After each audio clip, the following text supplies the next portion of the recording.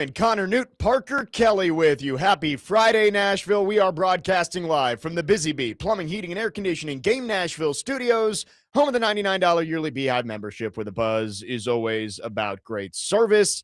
Lots to get into. It is a busy sports weekend. Connor Nute, what's going on? Hello. It's a bit surreal these days for me, but I'm here. I'm good, and I'm ready to roll. Love it. Love it. Connor Nute, soon to be MTSU alum. I mean, sort of already. Yeah. I'm done. Like, I got nothing left. Just have to walk across the stage now. Yeah, May 9th. There you go. Don't show up, please.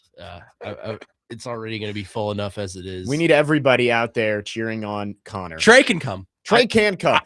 I'm annoyed that so he told us that he met Diego Pavia, and he said he posted a picture of it, but the Facebook group he talked about is private, and it's like I don't really care to join it that much. Anyway, I'd say have him send it here, but I don't think he's ever texted ever. So. No, I think he only knows how to call and listen. That's it. Smart man. Fun show today. We're going to talk some Titans. We're going to talk some Preds. We'll talk some college sports. We got a plethora of topics for you today. Rookie minicamp begins today for the Tennessee Titans. Going to get our first look at this extremely important rookie class. We got to see jersey numbers yesterday. Carnell Tate wearing the 1-4, the 14. We said he would wear that last week. See, I thought it was going to be in that pocket of 13, 14, 15 was available, and Keldrick Falk is 15, so you kind of assume that. So I was thinking 13 or 14. I like 14. That's a good receiver number. Yeah, it's, who are other? DK Metcalf wears 14. Amon-Ra wears 14. I feel like there's a really big one that I'm missing. Was Des Fitzpatrick the last wide receiver to wear 14 for the Titans? Unless I'm forgetting somebody. Yeah, I think you're right. I think he was. I'm sure there's been like a practice squad guy who's worn 14, but that's the last one that I can remember that wore 14 was Des Fitzpatrick. It's going to be interesting to see this rookie class today. And I talked to TD about it yesterday of it's rookie minicamp. You're not really getting a whole lot from it because it's rookies on other rookies. You're not really going to see with no pads. Right. You're not going to see Carnell Tate against Delonte Taylor. It's going to be Carnell Tate against Latrell McCutcheon. So it's like, you'll get to see them in the uniforms, and I'm sure we'll hear from Robert Saleh about this rookie class and what they can bring to the team. But it is just exciting because I think this rookie class really is supposed to be I don't want to say the finishing touches, but like the class that hopefully can complete the foundation of this rebuild, right? Like, you've got the quarterback now, you've got you've got hopefully the number one wide receiver, you've got a right tackle, you've got some defensive linemen who are supposed to be part of this solid mold of the defense. So like, I think the foundation is set, and this rookie class is going to be a big part of it. Yeah, this is a very important rookie class. I don't think there's any denying that. And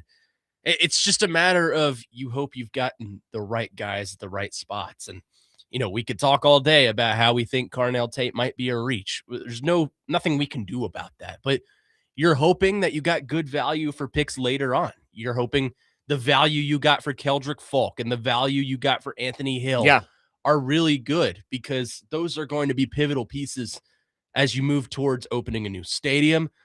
You mentioned you're trying to finish off the touches of a rebuild, and they're not there yet, obviously. Right.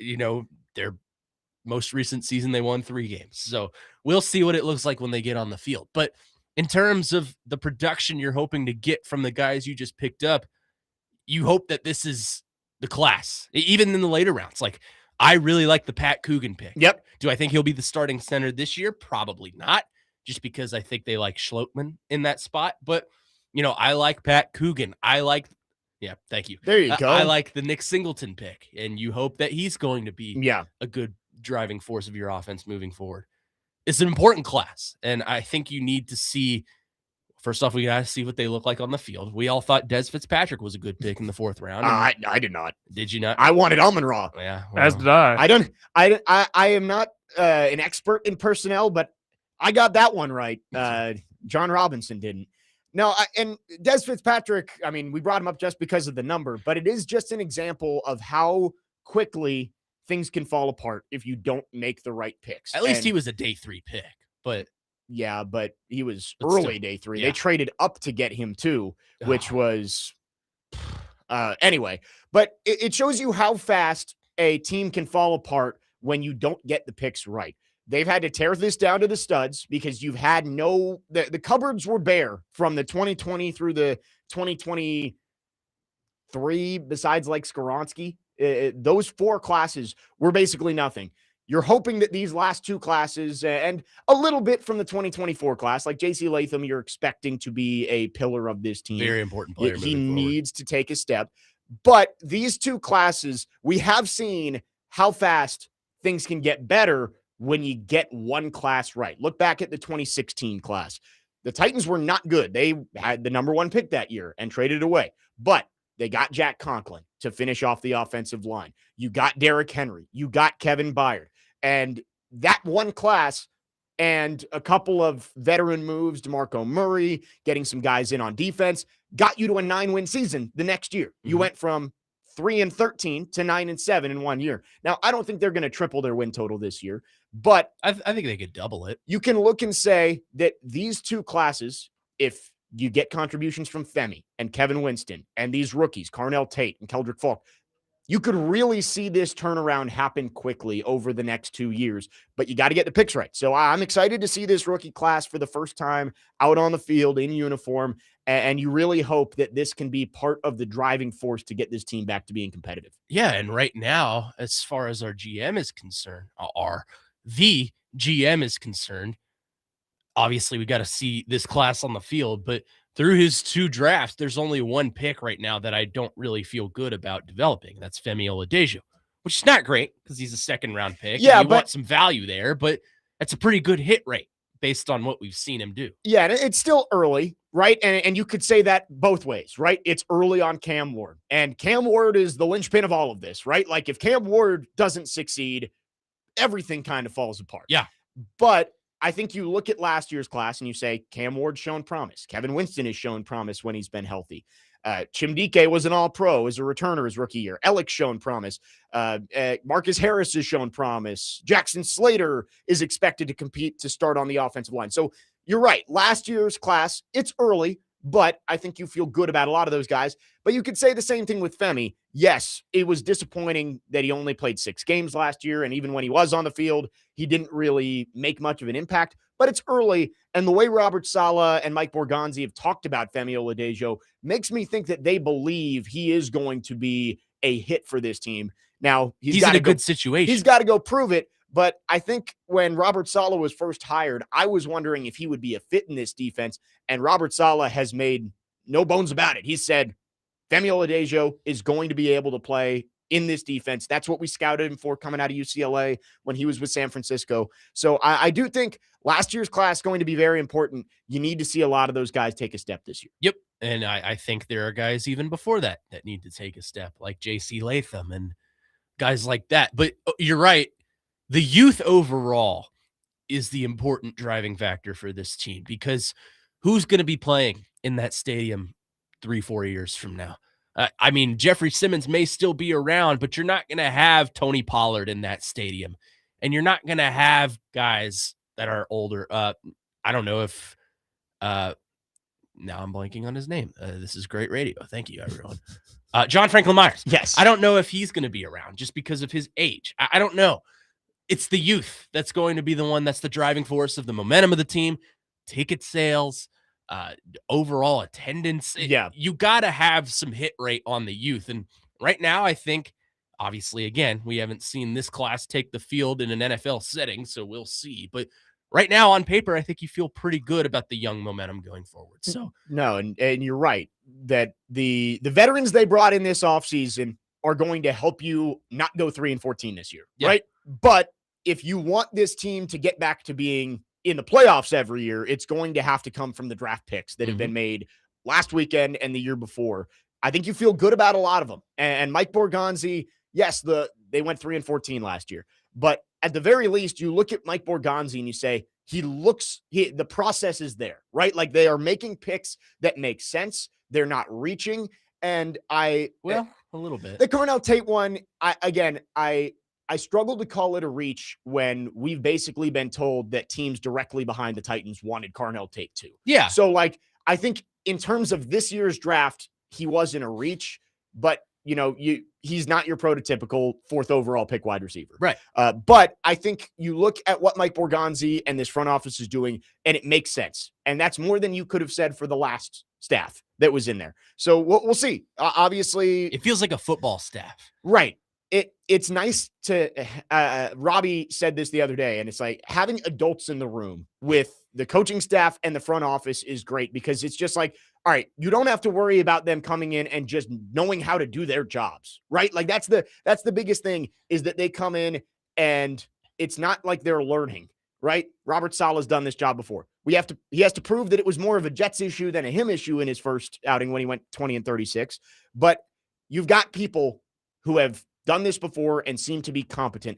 That's a great first step to getting this team back out of the cellar of the NFL. There's no more Brian got your nose Callahan around. So yeah, I'm curious to see who wins the tug of war this season. That is true. The offseason program's underway. We haven't gotten updates on dodgeball and hacky sack yet. So we'll see.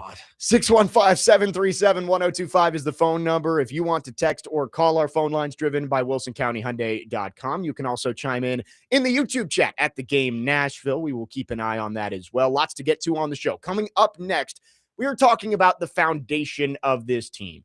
And this year, you want to see the Titans take a step. We're going to remove Cam Ward from this, because Cam Ward is the obvious most important player for the Titans heading into this year. He needs to take a step forward. But outside of him, who are the 5 most important players to the Titans' success this year? I've got a few that I don't think people would be thinking of right off the top of their head. We'll get into that coming up next. 615-737-1025, off and running on this Friday morning. Jake Lyman, Connor Nute, Parker Kelly, next man up, 1025 The Game.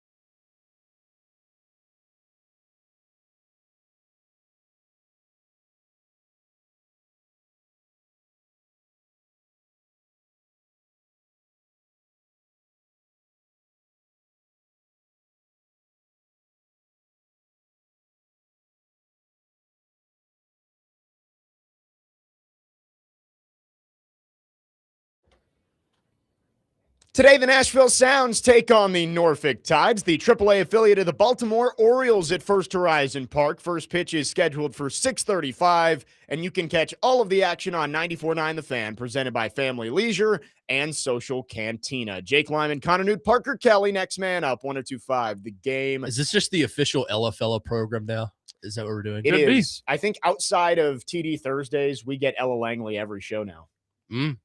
So it's not just me. It's not just exclusive to me. No, Nick Frazier's a big Ella fella. Yeah, he's bigger than I am. Yeah. I'm not. We're trying to get Corey Curtis in on it too, but we'll see. I could do it. I bet I could do it. He's more into the throwback vibes that we do. We went whole Guardians of the Galaxy on Wednesday. Yeah. Exclusively. I am so proud of you. We I would have sang every song. We're excited. Parker came up with the idea of over the summer when we get into Mount Rushmore season that we're going to just rank the Marvel movies during one of the shows. Just spend an hour on it. That sounds like a middle of June. That's what I'm saying. Right, it's like when the off-season program's over, you're waiting for training camp. Pred's off-season hasn't really gotten going yet. Like, yeah, that's our. I need to put together my list of Mount Rushmores that I'm going to do this season.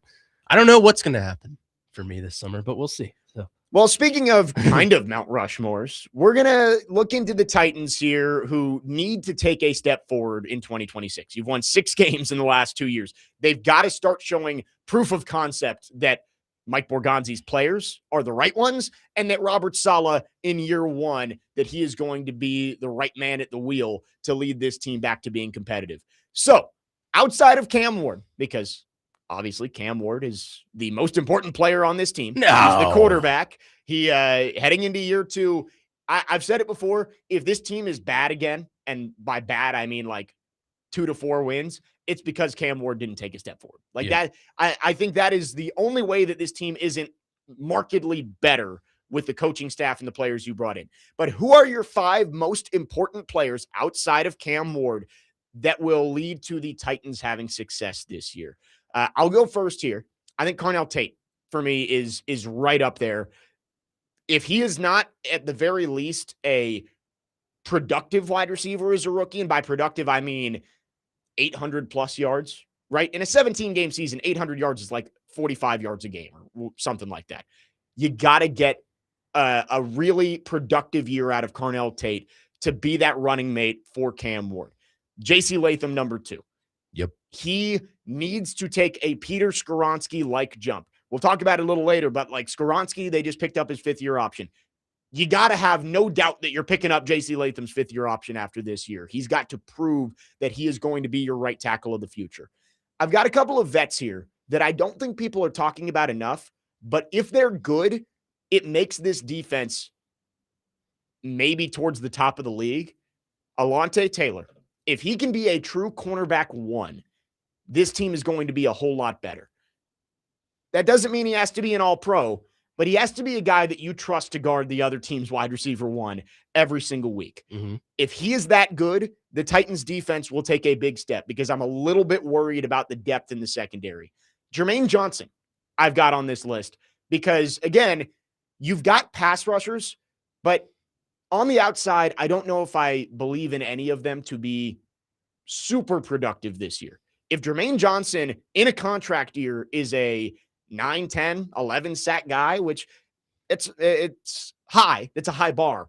I think that makes that pass rush scary, right? Having John Franklin Myers and Jeff Simmons on the inside, and if Jermaine Johnson gets back to his Pro Bowl form before the Achilles tear, I think that makes the front 7 that much better. And then Anthony Hill is my 5th.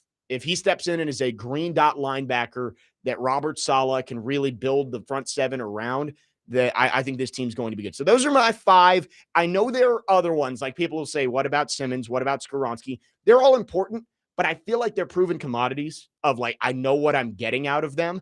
These are guys that I think they're an if. I need them to become a proven commodity this year for the Titans to have success. Yeah, no, I agree with you. You and I have the same first 2. I think Carnell Tate and J.C. Latham. Those ones feel pretty obvious on the offensive side of the ball. Probably, in my opinion, the 2 most important outside of Cam Ward on the offensive side of the ball. But my other 3, I went Kevin Winston in the backfield because I feel like if he can stay healthy and take that next step, he gives you a better chance at having a really good secondary than a lot of people think. And something I think we can give the Titans history is they've always had pretty competent safety play. So I think if you have Kevin Winston and Amani Hooker playing at good level safety football, then I think I feel pretty good about that. I put John Franklin Myers on here just because, like you said, we know what Jeffrey Simmons is, and Jeffrey Simmons is the focal point of that defense. If Simmons is drawing double teams like we know he will, that opens up an opportunity for John Franklin Myers on the inside to get to the run or get to the quarterback. So I think that's important for the front line of this defense. And then I put Gunnar Helm on here because I think Gunnar Helm, I think he's going to step into that tight end 1 spot unless they decide to go after like David Njoku or someone like that, which is possible. I don't see it happening, but it's possible. But if he's stepping into that tight end 1 situation for a young quarterback like Cam Ward is, as Mike Borgonzi says, you need a safety blanket. And that safety blanket is usually the tight end. And what better safety blanket for a young quarterback than a young tight end? So I feel like if he takes the next step, and I'm not saying he becomes the next Travis Kelce or George Kittle, but if he becomes a good move the chains tight end or a good goal line threat, then I think that adds depth to your offense that you didn't have last year. So those are my 5: Tate, Latham, Winston, Franklin Myers, and Helm. I like the Gunnar Helm pull there, and I agree with you. I think he is going to be massively important for Cam Ward. Last year, they struggled to have guys that you can rely on, right? Like Chigakonkwo led the team in receiving with like 540 yards last year. You need guys who are going to be, first off, big play threats, but chain movers too. Yeah. And I think Gunnar Helm and Wan'Dale Robinson are going to be really important in those 3rd and 6, 3rd and 5 areas for Cam Ward of like, all right, you're not in a rundown. Like you can't just turn and give it to Tony Pollard or Nick Singleton, but it's a gettable 3rd down, 3rd and medium. Cam Ward is going to rely on Gunnar Helm and Wan'Dale Robinson and Carnell Tate in those short yardage areas. We heard Dave Ziegler say that earlier this week. So I do think that's an area that the Titans can be better at this year, sustaining drives because they have those guys who can get open in short areas and move the chains. Well, Helm and Robinson, I don't think, and no disrespect to them, they're not the kind of player that could score on just about any given play. Yeah. They're move the chains guys, like we said. So, but those are equally as important as those guys. Carnell Tate, I separate from that group because we haven't seen it yet, but I think based on his college film and what he's capable of, he's somewhat capable of that. He's not much of a yak guy, but if he's open and he has some open space, he's probably taking it, semi close to the red zone, if not into the end zone. Well, yeah, he had 4 or 5 40+ yard touchdowns last year at Ohio State. So he is a big play threat who can score from anywhere. But I did find it interesting the way Dave Ziegler put it, and TD said this yesterday too, of like, I've never heard somebody refer to a wide receiver as like a 1st and 2nd down player. Because you don't really think of wide receivers that way. It's like, it's like, oh, your best wide receiver should be on the field. Dave Ziegler called Carnell Tate a 3-down player because yes, he can be a big play threat early in drives and early in a set of downs, but on 3rd down, he runs so much of the route tree and can get open in short areas that he can do a lot for you. It's just the question with Carnell Tate is to what level can he do it? Yeah. Right. Like I think he has a lot of skills. It's just, are the skills to the elite level that you usually see in the top 5? Yeah, I mean, there's a lot of important players on this team that need to contribute that we didn't mention. Like, I think, you said Skoronski and Simmons. I think Keldrick Folk is going to be semi-important. Maybe not in getting to the quarterback, but stuffing the run. I think he'll be important. Yeah. Cedric Gray, I think, is really important because on paper, I love that pairing of him and Anthony Hill in the middle because they're very similar players in that. Like they're tackle machines and they're capable of stopping the run. But if you throw it across the middle, they can jump the route and get onto the ball and maybe make a play. Those are great to me. In the corner, you said Alante Taylor. Cordell Flott, I think, is important. Let's see. I feel like there's a big one that I'm missing. But anyways, there's a lot of Dan Moore, I think, comes to mind just because I think you saw what he did last year and you're like, okay, we signed him to this contract. Is that going to be the rest of his tenure? And you can get out of it after this year. It's basically a 1-year deal for the next 3 years if you want to renew that. Right. But I think he's important because I heard you say this to TD yesterday, so I'm going to repeat it. So forgive me for that. But this offensive line, as of right now, is one JC Latham or Dan Moore injury away from being really, really bad. Yeah, it is one injury away in training camp from being a disaster. And so that's we've said it all week, but looking at this roster, I think that is the area I'm most scared of right now. And I understand the interior offensive line spots, but at least you have options there. Swing tackle is the one spot where I'm like, man, if knock on wood, JC Latham goes down holding his knee in training camp. I mean, yeah, you'd have to go out and make a move then, but we've seen this before. Like Dennis Daly was a training camp trade. They traded a 5th round pick to get Dennis Daly from the Panthers, and then Taylor Lewan went down in week 2 in Buffalo. And yeah, Dennis Daly had to step in there, and it was horrible. It's like that's the type of player that's going to be available to you if you have an injury. There are still decent tackles on the market right now. I think they really need to go get somebody to shore up that room. I mean, who was it? Was it Ali Udo last year? Yeah, it was fine. And he was serviceable. Yeah. Like, we didn't hear his name much, which is about the best thing you can say about an offensive lineman is if you don't hear their name. Especially a backup offensive lineman. Right. So, where is he now? Isn't he in Arizona? Cardinals, Yeah. So you need to find someone serviceable like that. I'm not saying you got to find like an all-pro swing tackle because I don't think those really exist on the free market. Right. But you need depth there. And, they addressed offensive line, I think, in the draft, sort of. Not to the level you and I probably would have liked. They didn't do that in free agency, though. So, I don't know. I feel like you got to find some depth this training camp, whether that's in your room you have already, go out and make a trade.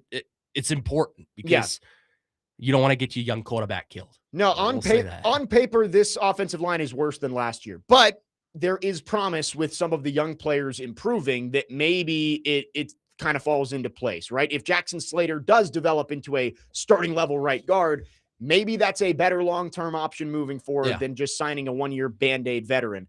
But obviously that has to play out on the field before we know. And those are guards. Like, you hope Fernando Carmona is a decent pick. Yeah. I don't know. I feel like there were better options at that pick than him. But I don't know. He's an all SEC guy, so we'll see. Schlotman, I think, is important just because that center position is outside of right tackle, probably the most important spot on the offensive line. So we'll see. I think he'll probably be the starting center. That's just me theorizing. But I would guess the veterans are going to get the first look there. Like, I would guess it's going to be heading into training camp. They're going to say, all right, Schlotman and Volson, you guys are starting with the ones, and it's going to be up to Coogan, Carmona, Slater to catch them, right? Like, to prove that they deserve those reps. And that's fine. That's how it should You're going to give the benefit of the doubt to the guys who have played meaningful snaps in the NFL. I mean, Volson's started, 4 seasons for Cincinnati? He started 48 games with the Bengals. Yeah. And then Schlotman's got some starting reps. I think, in New York I think he's got 18 total starts, and he had 4 last year. So, like, those are guys who have played at the NFL level before. So I think they're going to get the nod early, but clearly the young guys have a higher ceiling. Like, we know what Austin Schlotman is at this point. I don't think he's going to come in and somehow develop into an all-pro guard or all-pro center. Volson, I think, is more just a replacement level starter. You want to see the young guys eventually pass them, but I wouldn't hate to just see the experience on the line to start training camp and see where it goes. I mean, right now we can adjust later on. Like, if Pat Coogan has just a phenomenal camp and Schlotman looks like, I don't know, Andre Dillard out there, then start Pat Coogan. We'll see what it looks like. But as of right now, and we got a lot of time to talk about this before we actually see the pads hit the field. But as of right now, I'm fine with the veterans. Yep. It is May 1st. We've got a long way to go until training camp starts. 615-737-1025 is the phone number. From kickoff to last call, Tennessee Brewworks is the official craft beer of the football offseason coverage right here on ESPN 1025 The Game. Jake Lyman, Connor Nute, Parker Kelly with you on your Friday morning. Next man up, 1025 The Game.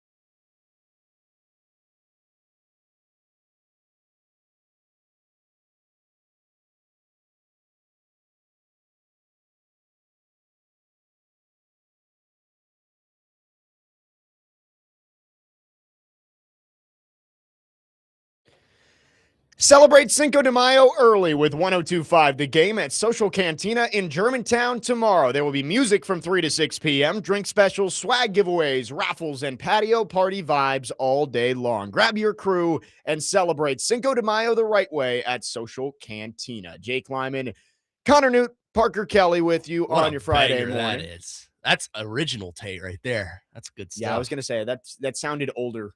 Yeah, that's like before she broke out. We'll do that hockey. Speaking of Tate McRae coming up in a little bit. We've been talking so much football lately, but I decided to mix it up today. We're still going to stick with the Titans here, and we'll get back into the Titans later in the show as well.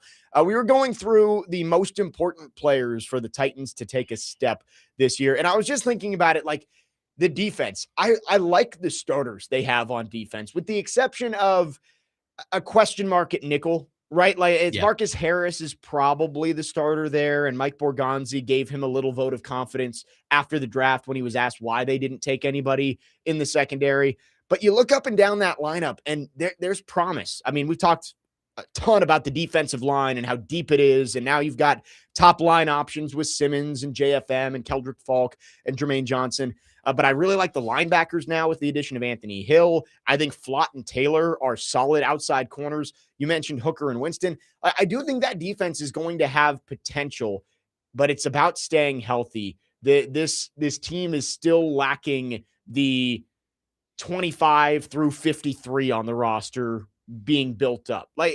Again, the top end talent I think is more important, but it is still a very thin roster at a lot of spots right now. Yeah, I mean, the talent I think is somewhat promising on the defensive level.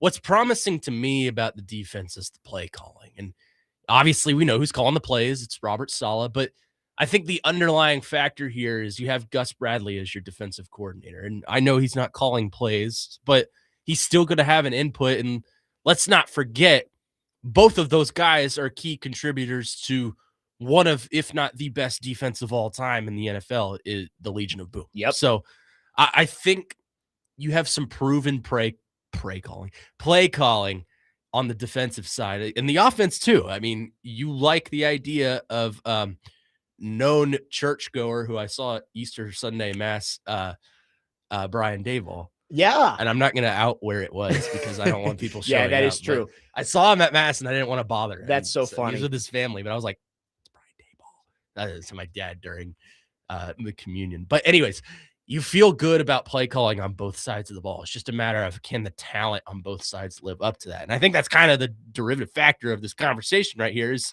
who are the important key factors on both sides of the ball that need to drive to make this machine go. There are a lot of ifs on this team this year. And that's why, like, when we get callers or texters who say, we got a texter yesterday saying the Titans are going to compete for the AFC South. And like, it's not out of the question, but you need a lot of the ifs to work out. Yeah. The if Cam Ward develops. It's like the Patriots. Right. That's what we said yesterday. Is it? All of the Patriots ifs came to fruition, right? Drake May turned into an MVP level quarterback. Your veteran additions worked out. Vrabel was a good coach. He had a little bit of luck in the scheduling. Right. Josh McDaniels did what he always does. He's horrible as a head coach, but comes back and he's a great offensive coordinator. Like, the Titans have a ton of ifs. If Robert Saleh is better as a head coach than we saw him be in New York, if Cam Ward develops, if the offensive line holds up, if the defense stays healthy, like, there's so many ifs that, if all of them work out, the Titans could be a playoff team this year, right? Like, I don't think that's completely out of the question, but I wouldn't count on it. Like, I would guess this team is going to be middle of the pack, which is good. You want them to take a step. Yes, they haven't been middle of the pack in a couple of years. Like, I would guess, if I had to make a guess, not knowing the schedule and how it plays out, I'd guess 7 wins. Like, that would be my guess, is 7 and 10. 6 or 7. Like, and would it shock me if they were 2 games worse than that or 2 games better? Probably not. But I think 6 or 7 is probably where they end up. Some 12-year-old is dying laughing right now. I think that joke it's gone. Like, so is it? I'm not keeping up with the trends. I feel like it has to have stopped. I've reached my old man stage where I don't understand what the kids are saying. I mean, like, that was because I mean, obviously it was a big deal when Vandy women's basketball had their education day game, because that was a huge thing of like, how did they get to 67? So that was almost 6 months ago now. It's I think it's over. We Yeah. moved on. Well, I'm no longer in school, so I'm out of touch with what That's the kids true. are talking about these days now. I'm what they call unk. Is that We've reached unk status on the program. 615-737-1025 is the phone number. We'd love to hear from you. Our phone line's driven by WilsonCountyHyundai.com. We'll wrap up hour number 1 after this. We're going to do that hockey. Look around the Stanley Cup playoffs. Let's do that. We've got some big game 6s coming up tonight. I want to look around at some of the massive matchups in the Stanley Cup playoffs. Jake Lyman, Connor Nute, Parker Kelly with you on your Friday morning. Next man up, 125 the game.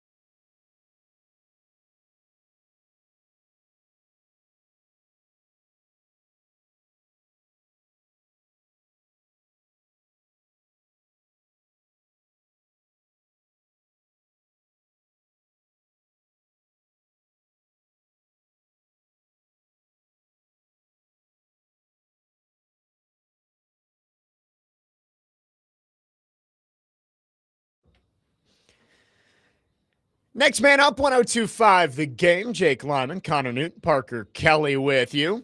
Wrapping up the first hour on this Friday. We'll get back into the Titans later in the show, but the Stanley Cup playoffs rolling along. We haven't spent much time on it so far, and I was disappointed last night that we did not get either the Stars or the Oilers forcing Game 7. We still have 3 more chances tonight with more Game 6s, but I was really hoping one of the road teams would be able to force a Game 7 last night. Yeah, it's the Connor McDavid situation is wild to me. Yeah. Because I feel like that I heard Robbie and Joe talking about this a little bit before we came on, but that team is so poorly constructed. Like, it feels like they're kind of just banking on the fact that, yeah, we got 2 of the best players in the world on our front line. Right. We should be okay.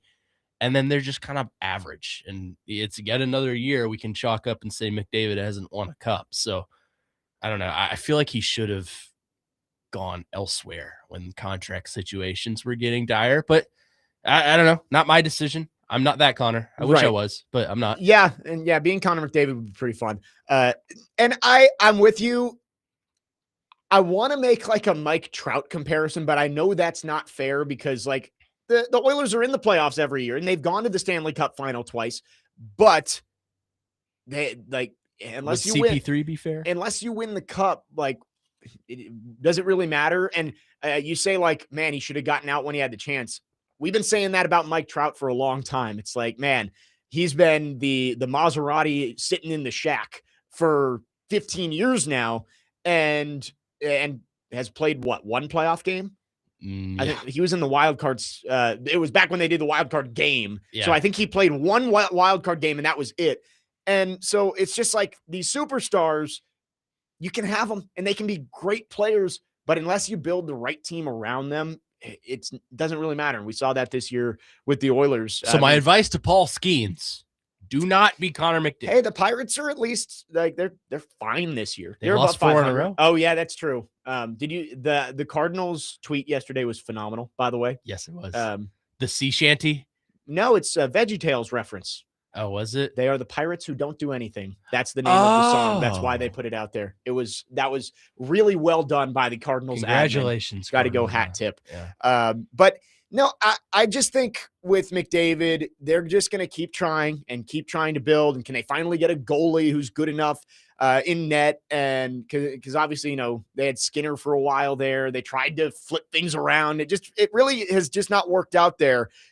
I was shocked that the Ducks got them, right? Like the Ducks are up and coming, but I felt like they were still a year away from being a team that can make a run. And, they still have an uphill battle. They'll face Carolina. No, they're going to face either did the Golden Knights win? Yeah, they did. Yeah. They're up 3-2. They played tonight. So they'll face the winner of the Golden Knights and the Mammoth. Carolina's in the East. I'm stupid. Well, there was the one year that the Preds played Carolina in the playoffs during the COVID. So there's a chance the Ducks could make the Western Conference Finals now, right? Like I thought the Oilers were the favorite to come out of that half of the bracket because Vegas, they've been better since they made the coaching change, but I just don't think they're not the Vegas teams that we saw, the team that won the cup a few years ago. Mm-hmm. And then the Mammoth, they're meh. I thought that the Oilers would make their way back to the conference finals. Anaheim's got a path there now. Yeah. And then obviously the other side of the bracket is the gauntlet. And we saw the Wild take care of business last night and they move on. They will face the Avalanche. And that is going to be a really fun series. Which is crazy because this is one of the hockey games that I actually watched. I watched this last night. You didn't watch all of them? You're the hockey czar. I know. I can't believe that the Stars and the Wild got matched up in the first round. Yep. Because that feels at least like a second round game or maybe even like a conference final. Right. They were 2 of the best 3 teams in the West, and they had to play in the first round. Well, so now you get your 1 and your 2 playing in the second. Well, round. The Stars actually were or your 1 and your 3. Yeah, so the Wild were the 3. But you could have had a 1 and 2. So which is still stupid. I mean, it's disappointing the way they frame it. I think they should just go back to 1 through 8 in each conference. There are people who advocate for 1 through 16. Like, do you think that would be better if the NBA and the NHL went to that system of scrap conferences?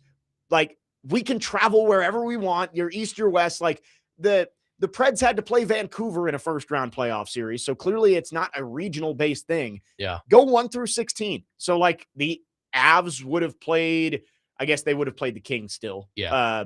But 1-16 and keep going.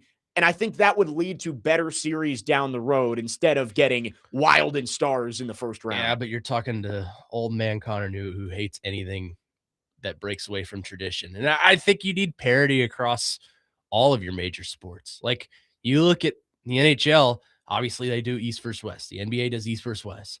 And then the NFL does AFC, NFC. MLB does ALNL. Yeah, I feel like you need that division because it's just tradition. Like it comes from baseball, I feel like, where the World Series was always, well, it wasn't always the NL and the AL, but over time we've come to get that. And the Super Bowl was the best team from the NFL and the AFL playing. That was the first one. It was Kansas City versus Green Bay. So I feel like that's kind of doing away with tradition and history. I don't think that'll ever happen.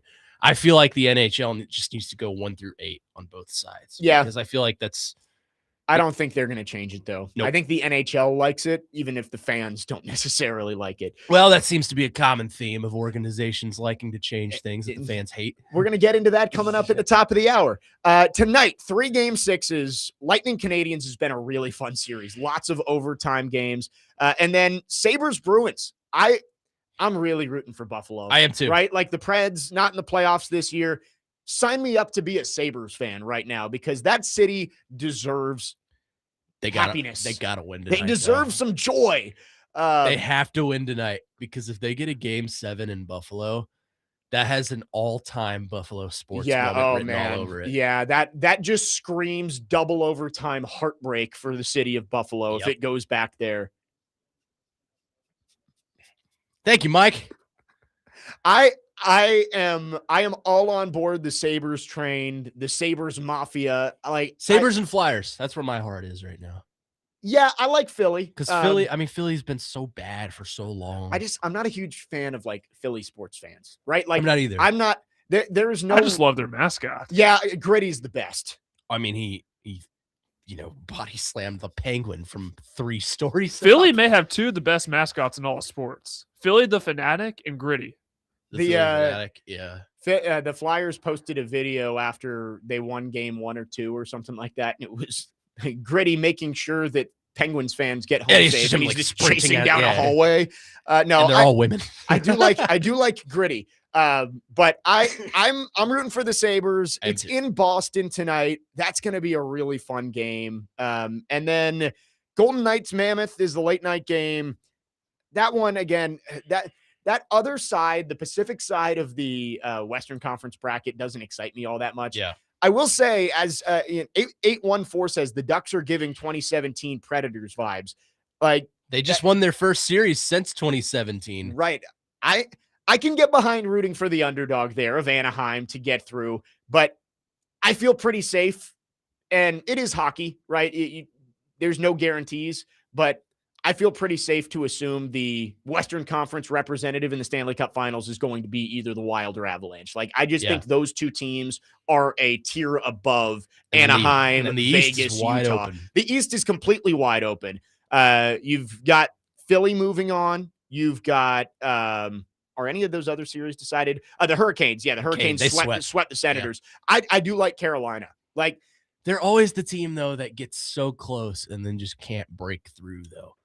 Give me a Carolina Buffalo Eastern Conference Finals. I think that would be a lot of fun. That would be 2 tortured fan bases just playing for Stanley Cup appearance glory. I could go with the Canadians too, but the one thing that everybody has to we don't cheer for Canada. Right, everybody has to root against. There cannot be a Stanley Cup that goes up across the border. Oh, we don't cheer for Canada in general.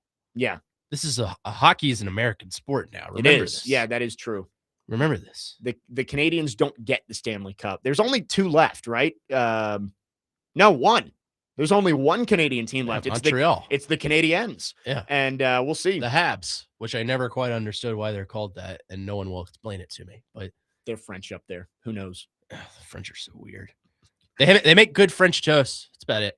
Canadians trying to close it out tonight at home in Montreal. Game 6. That is the first game of the night at 6 o'clock, followed by Sabres Bruins 30 minutes later. And then later on tonight, Vegas and Utah. 615-737-1025 is the phone number.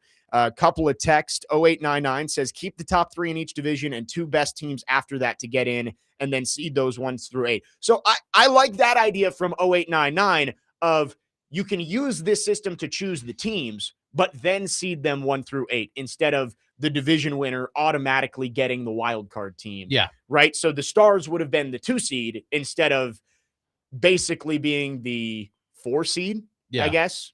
So I like that idea from 0899 on the text line. 0956 says that only old people use 6-7 now. It ruined it for the children. Oh, so it's like why can't I think of an example of something? I mean, it's every trend. It's like when right? old people started dabbing in like 10 years ago.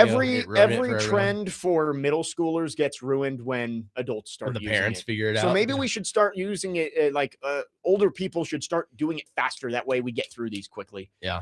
I'm tired of some of these brain rot things that keep popping up. I like the Italian stuff. Like, oh God.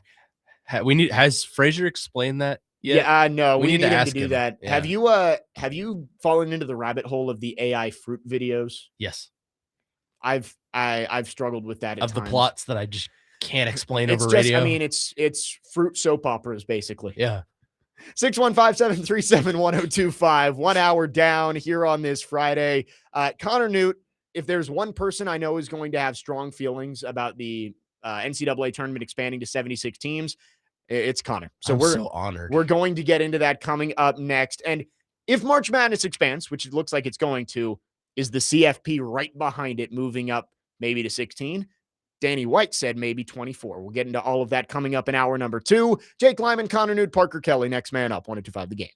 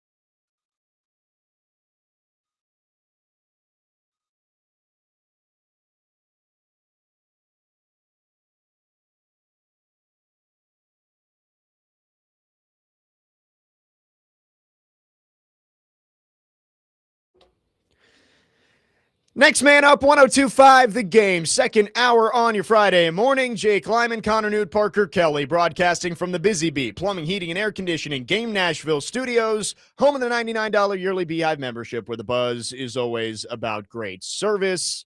Fun first hour, Titans talk, Stanley Cup playoffs. But we did get texts. People have explained to us what the Habs is short for. I also got a call about it. Oh, you did? During the break. Okay, so yeah, we've got multiple people informing us here. This is a football program for the most part. 8814 and 8033, which is Chris and Spring Hill, both letting us know the Habs is shortened from the French phrase "les habitants." Wow, you like the accent there, which translates to the people or the home team. So there you go. Okay. The more you know. Thank you for explaining to us non-hockey intelligibles. Yeah, I mean, I think of myself as I'm a hockey fan and I understand hockey, but like the in-depth stuff, that's more for Adam and Willie. Yeah, guys and like Robbie. Me and Willie. Parker, I'd throw you in there too. That's why he's got a new podcast coming out soon on hockey. Yeah. Well, what's it called again? Parker does play in the NHL. Yeah, I do. I just signed a contract, right? Last year? Yeah. Who does Parker Kelly play for? Is it the Avs? Yeah, the Avs. So yeah, there you go. We're winning the Stanley Cup. Yeah, you might get your name on the cup. Well, it's either you or Jake Lyman that plays for the Avs. I can't remember. Yeah, I forget.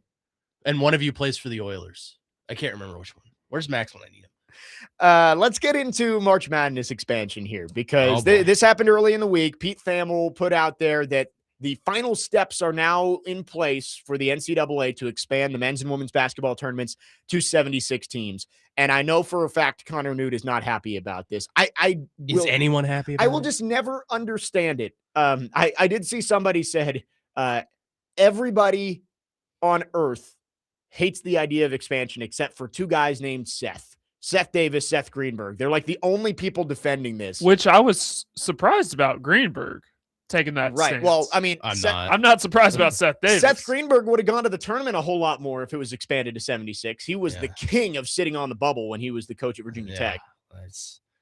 I've never seen anything so universally disliked by fans and yet so promoted within the NCAA. It's like the NCAA's mission is to just take whatever is good and working for their products and ruin it because of corporate greed, because of money. They're going to do it with this tournament. They're going to expand it to 76, which I don't understand why we need more play-in games for teams that are just going to get bent over by the one seed anyway.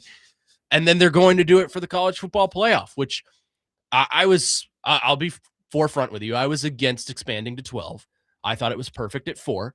I've come around to the idea of 12. Yeah. I really like the 12 now, but now they're going to go to 16. Yeah. And I can't get on board with the 16. I definitely cannot get on board with the 24 because I think, hey, let's do 136. Everyone gets it. Everyone gets the opportunity. I just don't understand why the NCAA is so hell bent on making just a little bit more money to just destroy their product.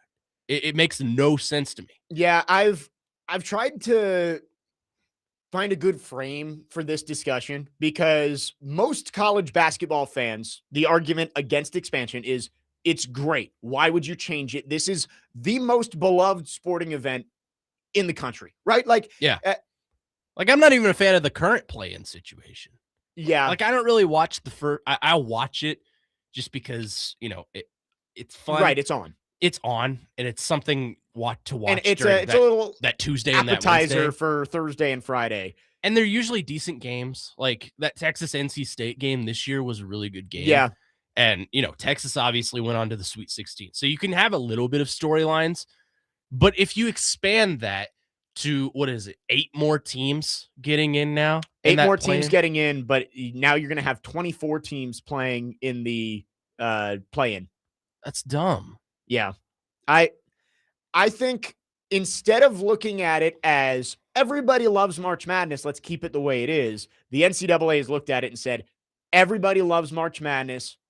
They're going to watch, right? Like we can complain about it all we want and we're going to watch. And say, 76 is stupid. We don't need 24 teams in the play-in. But guess what? When you hear Da-na-na-na-na-na-na. You're going to be tuning in and you're going to be watching on True TV on Tuesday afternoon because that's just what sports fans do. And the NCAA is taking advantage of that. They're saying, yeah, nobody wants it, but guess what? They're going to watch. It's Charlie Baker, man. Like, this is what he does. It's the NCAA. And to quote what one of my former professors used to say, the NCAA is a corrupt organization. Do not listen to a word they say.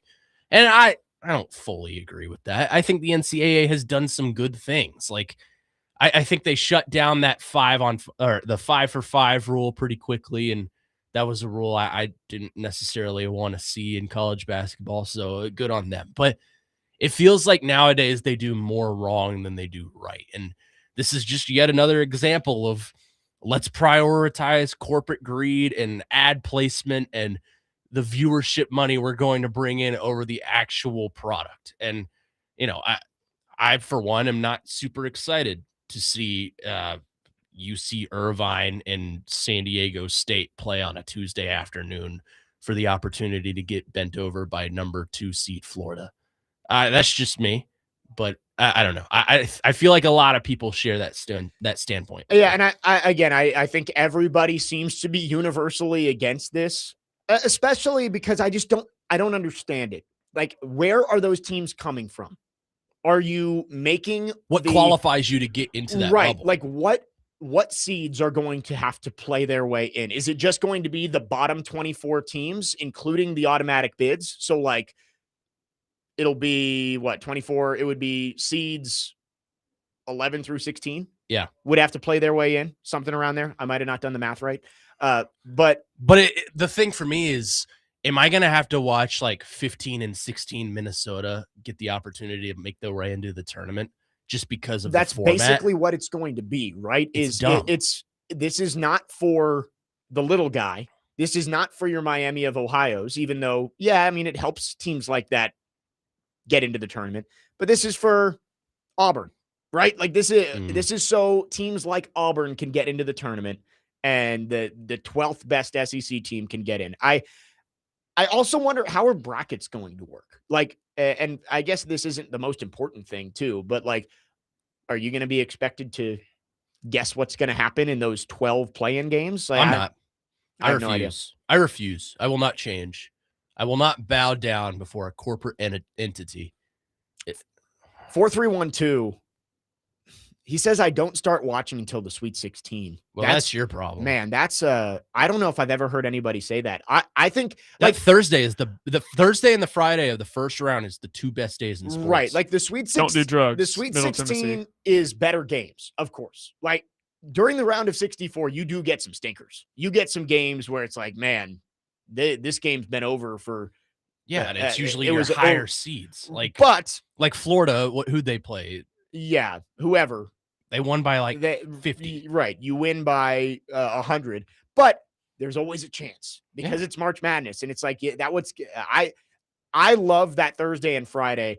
I watch all of the games, but I get excited for the round of 64 more than I do for the games later. It's just the allure of it. Like, it's a day where you get around the TV with your buddies. Right. And you get the quad box going and you're locked in on all 4 games going on at once. It's just fun. And I feel like if you expand it, you take away the allure of that day because you're adding more games to more days. And we're like, we've already done this for like 2 days now and it's getting kind of stale. So basically you're saying this whole thing is going to run the same way that first week from Tuesday all the way to Sunday. Yeah. It's just ruining. I guess it'll be 6 games per day, Tuesday and Wednesday. Where are they going to put them? They can't put them all in Dayton. Like, no. You can't, so they're going to have to change that up. I'll tell you where they're going to put them. Vegas. Oh yeah, you're probably right. Yep. That actually is a very good call. I'm intrigued to see the structure of this. Like, that's the one thing that I'm not a fan. My cup just exploded. I'm That's not nice. excited about the expansion, but I am interested to see how it's going to be put out there. 615-737-1025 is the phone number. Let's go to the phone lines. Dr. Locke is called in. Dr. Locke, good morning. Thanks for calling. Hey, what's up, fellas? Hope you guys have a great weekend. It's Derby weekend. It is Derby weekend. Yes, it is. Oh, absolutely, man. So that's the best 2 minutes in sports. But the best 2 days in sports, you guys nailed it, man. And who cares if it goes to 80 games? I'm still gonna take Thursday and Friday out of work. In my tournament, my bracket starts 64 in. I don't think I've ever really cared about the 2 playing games or 4 playing games in Dayton. And what happens to Dayton? Does Dayton get screwed on this deal if they move it to Vegas? Right. That's what we were thinking. Is it can't be in Dayton. There that arena, you can't have 6 games in one day unless you start at 10 a.m. No, and I think Parker was talking about maybe going to 16. I don't care. Let another for football. Let another 2 or 3 9-win SEC teams in there. Give us a couple more teams to walk the dog on. The Big Ten wants as many SEC teams in as they can, right? So they can take care of business. Dude, I love it. I think it's hilarious when we get like you guys get like 9 teams that still can't win it. It's great. It's great. Makes for great Monday morning fodder. Yes, it does. It does. Thanks for the call, Dr. Locke. Have a good weekend. Yeah. No, I mean, I again, everybody's gonna watch it, right? Like we're complaining, but that's what we're the gonna watch. NCAA is counting on. It's like you can complain all you want, but you'll be watching the end of an Impractical Jokers episode, getting ready for the first of the play-in Now games it's on foul Tuesday play with Anthony Davis, which I've seen commercials for, and I just the prank shows with the athletes are always stupid. It doesn't make sense to me. Yeah. Anyway, I love Anthony Davis. 737-1025. Expansion of March Madness seems imminent. What about the college football playoff? We will talk about that coming up next. 615-737-1025 is the phone number. Our phone line's driven by WilsonCountyHyundai.com. Today, Vanderbilt baseball takes on Alabama in Tuscaloosa. First pitch moved up. It is now at 12:30 p.m. You can catch all of the action on 94.9 The Fan with coverage presented by Gary Force Acura. Jake Lyman, Connor Nute, Parker Kelly, next man up, 102.5 The Game.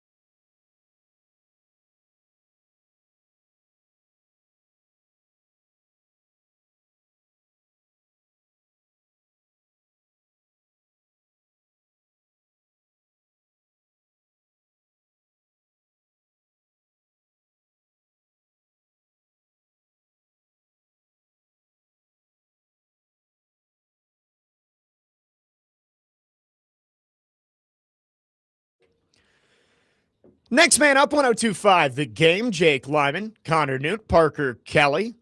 Roll along with you on your Friday morning, talking about March Madness expansion. Looks like by the end of this month, they will officially move the men's and women's NCAA tournaments to 76 teams. And I think it's inevitable that these tournaments are just going to keep growing because, as we said, the NCAA knows you're going to complain about it, but you're going to watch. And I think the college football playoff will be the next one that we see start to expand in a big way. Danny White was in town this week, along with Vols coaches for the Big Orange Caravan. And one of the comments that gained some traction was Danny White saying he'd be in support of a 24-team college football playoff. Well, I wonder why. There's one reason for that. He's not actually in favor of that, but it would save Josh Heupel's behind. Well, yeah, no, right. That's the only reason. He wants them to squeak into the playoffs so he can quote tweet it and put his hashtag everything school like he does for everything. That's all it is. Yeah, and I get it. Teams want to be able to say they got into the playoff, right? And James Madison, they flaunt that all over the place in Virginia of like, oh, the Dukes got to the playoff before Virginia Tech or Virginia did, and so it's one of those things that it's never going to stop growing. I think 16 is the next step, and then maybe 24, but I think eventually, I mean, it might get all the way up to 32. Like, I think that's the ceiling, but I've been wrong before, right? So I would like you to be wrong. I don't know if there's really a limit to how much they want to grow this, because going to the playoff, it means more eyes on your school. It means more money. And, the ADs and the presidents are never going to turn down another paycheck that they can get by expanding these playoffs. It's sad. Like, it's just sad to see a sports with so much pageantry and tradition and eyes on it just sell themselves out. It's like the NFL is a business. We understand this. The NCAA is a business, but it's also an organization that controls the lives of student athletes. Yeah. I realize student might be in quotations more now than ever, but still, there's still 18, 19, 20-year-old kids playing sports because, I mean, some of it's for the money, but a lot of it is for the love of the game. It's just sad to see a corporate institution like the NCAA sell themselves out in an effort to be a business like the NFL, in an effort to be like the NBA or the NHL or the MLB. It's sad. And I can't say I'm surprised that they're going this direction because everything is money driven. Quite literally everything in this country is money driven. But it's just unfortunate. I think some of it for me personally is it kind of signals the end of childhood. Like, I have fond memories of sitting at that TV young, watching Kentucky, and they suck now, but back when they were good, I have fond memories of watching them play in that first weekend, and it meant something. And now I feel like that first weekend of the tournament isn't going to mean anything. And the same could be said for college football. That first round, if they go to 24, it's not going to mean as much as it did when it was 4, or even go back further to the BCS where it was one game. And I understand there were a lot of issues with the BCS. 2003 is a perfect example of that. A little bit before my time, but perfect example of that. I just don't understand why they're banking on the idea of we're going to get money over the idea of our product is a valuable product because of our fan passion and because of the tradition that we authentically produce. You're still going to have the traditions, and the schools are still going to be the schools. And honestly, there's never going to be anything like college football. NFL will always be king in this country, but college football is still going to be college football. It's just sad to me that you're playing for games that don't mean as much now. And that was my argument when they went to 12 is, well, a team that goes 9-3 is still going to squeak into the playoff. And that's been proven right. But now you have the possibility of, okay, what if we let in an 8-4 team just because they knocked off an 11-1 team? Yeah.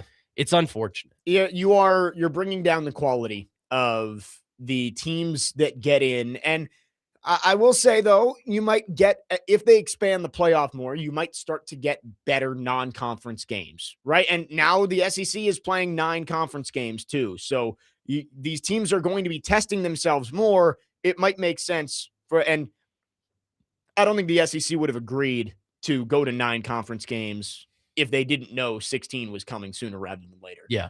Because playing 9 SEC conference games, you're going to get the league cannibalizing itself. And I don't want to spark Dr. Locke calling back in, but in the Big Ten, you're like Ohio State really wasn't tested all that much during the regular season. They had a couple of games where they played Texas. Right. I mean, in the Big Ten schedule. Is what I was considering. But they got to the playoff and ended up losing to Miami.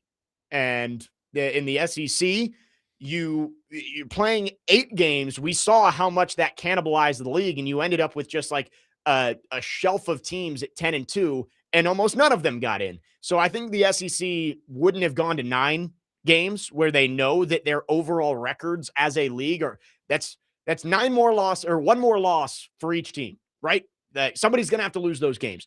And so I do think that they would have only done that if they knew expansion was coming and there was going to be an easier chance for a 9-3 SEC team to find their way into the playoff. Well, in the current iteration of the playoff, I think they're banking on the fact that their conference schedule speaks their resume. Yeah. And that's why you're going to, I mean, I know they have the rule where they have to play at least 1 non-conference power 4 right. opponent. So they got to play 10 total power conference teams. But most of them are going to play, like, no offense to these schools, Minnesota and Wisconsin and, Stanford. These teams that are, yes, considered power 4 with the weaker side. And then you have some that are just going to play their rivals. Like Kentucky will play Louisville. Right. Georgia will play Georgia Tech. And Florida will play Florida State. Well, I guess Georgia Tech's playing 2 SEC teams because they play Tennessee in week 2. That's right. So, in Atlanta.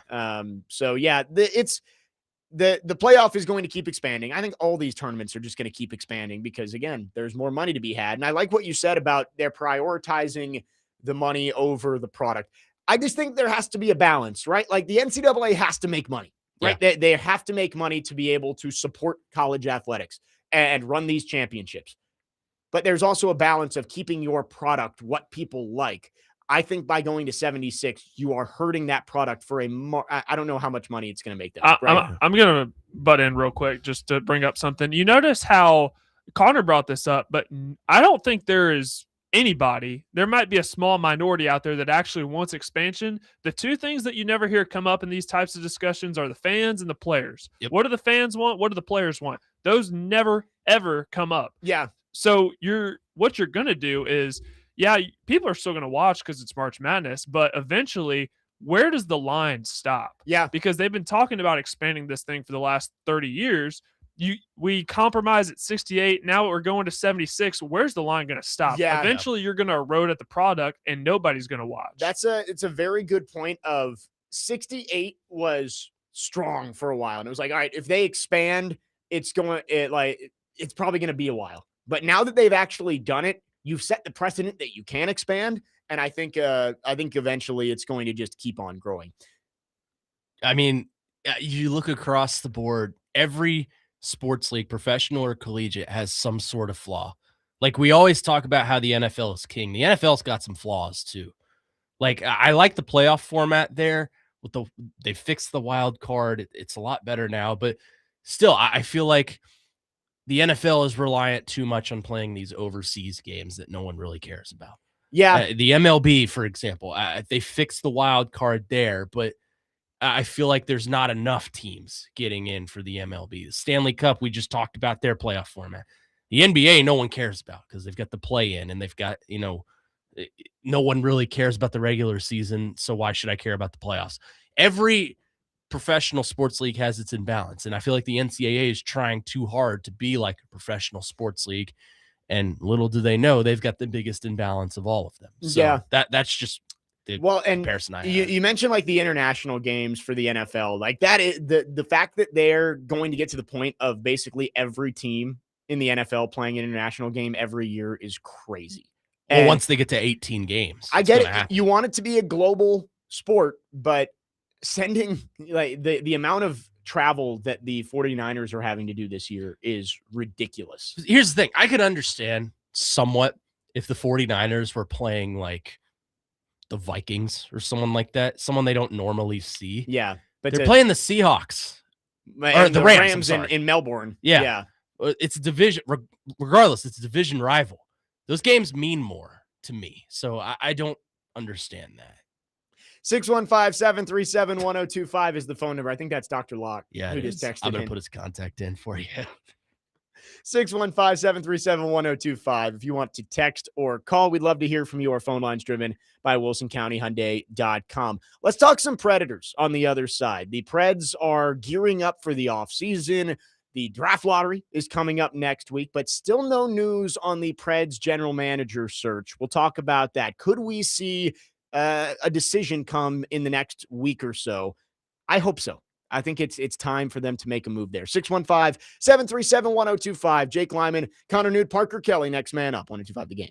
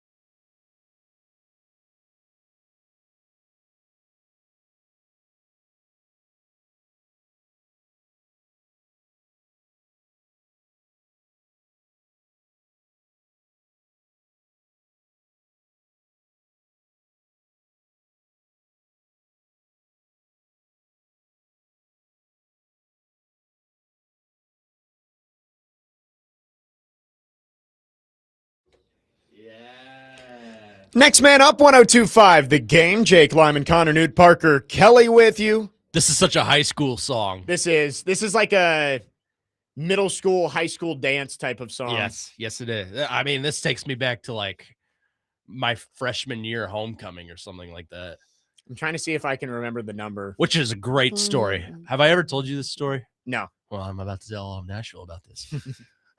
I can't believe I'm about to do this. Do it. So my freshman year of homecoming, we went to a very fancy steakhouse. Yeah. Naturally, me being the DA I am, I ordered a hamburger at a steakhouse. Little did I know that would come back to get me a few hours later. As we got to the dance, I went and vomited my guts out in the bathroom. Oh, no. Just wait. And the security guard comes in with a breathalyzer. You been drinking, boy? And I'm like, no, sir. No, sir. Food poisoning. Never had a drink in my life. So he gives me the breathalyzer, 000s, of course. I have to go sit in the in the principal's office, still vomiting in his trash can. Oh my God. My mom had to pick me up, and I had food poisoning. That's horrible. It was a moment. I never really had all that much fun at school day. I always thought it was just kind of stupid. But I never had a bad experience at one. It was just like meh to me. I mean, I didn't drink. I didn't do any of that stuff in high school. So maybe it would have been more fun if I did that. But I always looked forward to what happens after the right. dance. Yeah. It's like you go hang out with friends or so you're up till 3 a.m. Right. Like that was more fun. But anyway, that's crazy. So now everyone knows. Yeah. I've been holding that story. I've got plenty of high school stories, but that's just one. And the motto or the lesson of that story is never order a hamburger at a steakhouse. And I never did it again. Save the rest of the stories for June. Yeah, I that will. Is true. That's pocket valuable airtime that you just took up. I'll pocket it. Let's talk some Preds here. Predators gearing up for the offseason, and Barry Trotz still entrenched as the GM. They have not named his successor yet. And I'm a little surprised we haven't gotten news yet. I would guess it's coming sometime. I would think within the next week, right? Like the draft lottery is next week. And not that you need your GM to make decisions around the draft lottery, but you'd like to have a guy ready to go so he can start working through what is going to be a really crucial offseason for the Predators with decisions on their own roster, guys on the outside they want to bring in, prospects, and hopefully a high draft pick if the lottery balls bounce their way.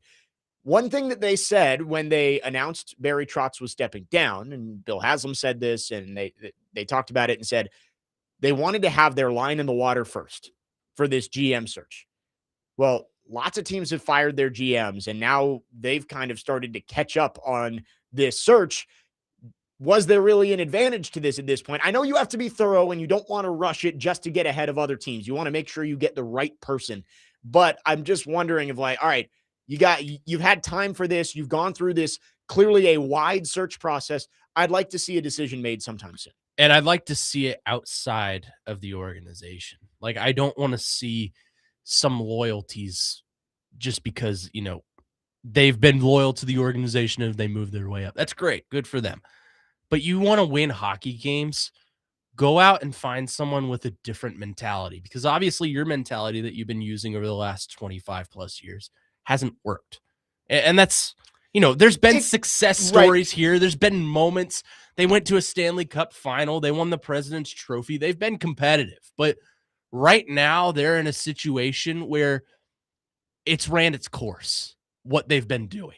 They need someone who has had success elsewhere with some new ideologies, some new roster management, some new ideas that are going to push them over to the top. Because you and I both know when this team is good, that's all this city can talk about. Yeah. That's all this city wants to be a part of is NHL hockey. And look, I want nothing more. You want nothing more. I don't think anyone in this city wants nothing more than to see a team win a championship, whether that's the Titans or the Predators or both, because who doesn't want to see both of them win? But the Stanley Cup, I think, is regarded as one of the hardest trophies, if not the hardest in all of professional sports to win. With that being said, you need someone at the reins that knows what they're doing and brings some new things to the table. I appreciate what David Poile and Barry Trotz have brought to the table, because there's been some really, really great moments throughout this young franchise's history. But it's time to cut the loyalty ties. Not cut the ties, but let's go outside the box a little bit. And maybe Tom Fitzgerald is the move, or maybe you grab some assistant who's the next up-and-coming GM to bring to your franchise from somewhere else. I don't know. I'm not going to act like I'm the expert on hiring a GM here, Right. but yeah. that's just kind of my 2 cents on And that. I agree with you. You mentioned that they've had Poile handpicked Trotz, and now they're looking to move on. What the Predators way has worked to a certain degree, but obviously the goal of every franchise is to win a championship, and that has not happened yet. Max mentioned this idea a few weeks ago, and it's continued to grow on me as we've gotten further from it and we get closer to a decision being made. I would like them to hire two, a director, a president of hockey operations, Oh, and no. a GM. Oh, no. And Don't say the C word while you're at it. Chad Brinker is gone now.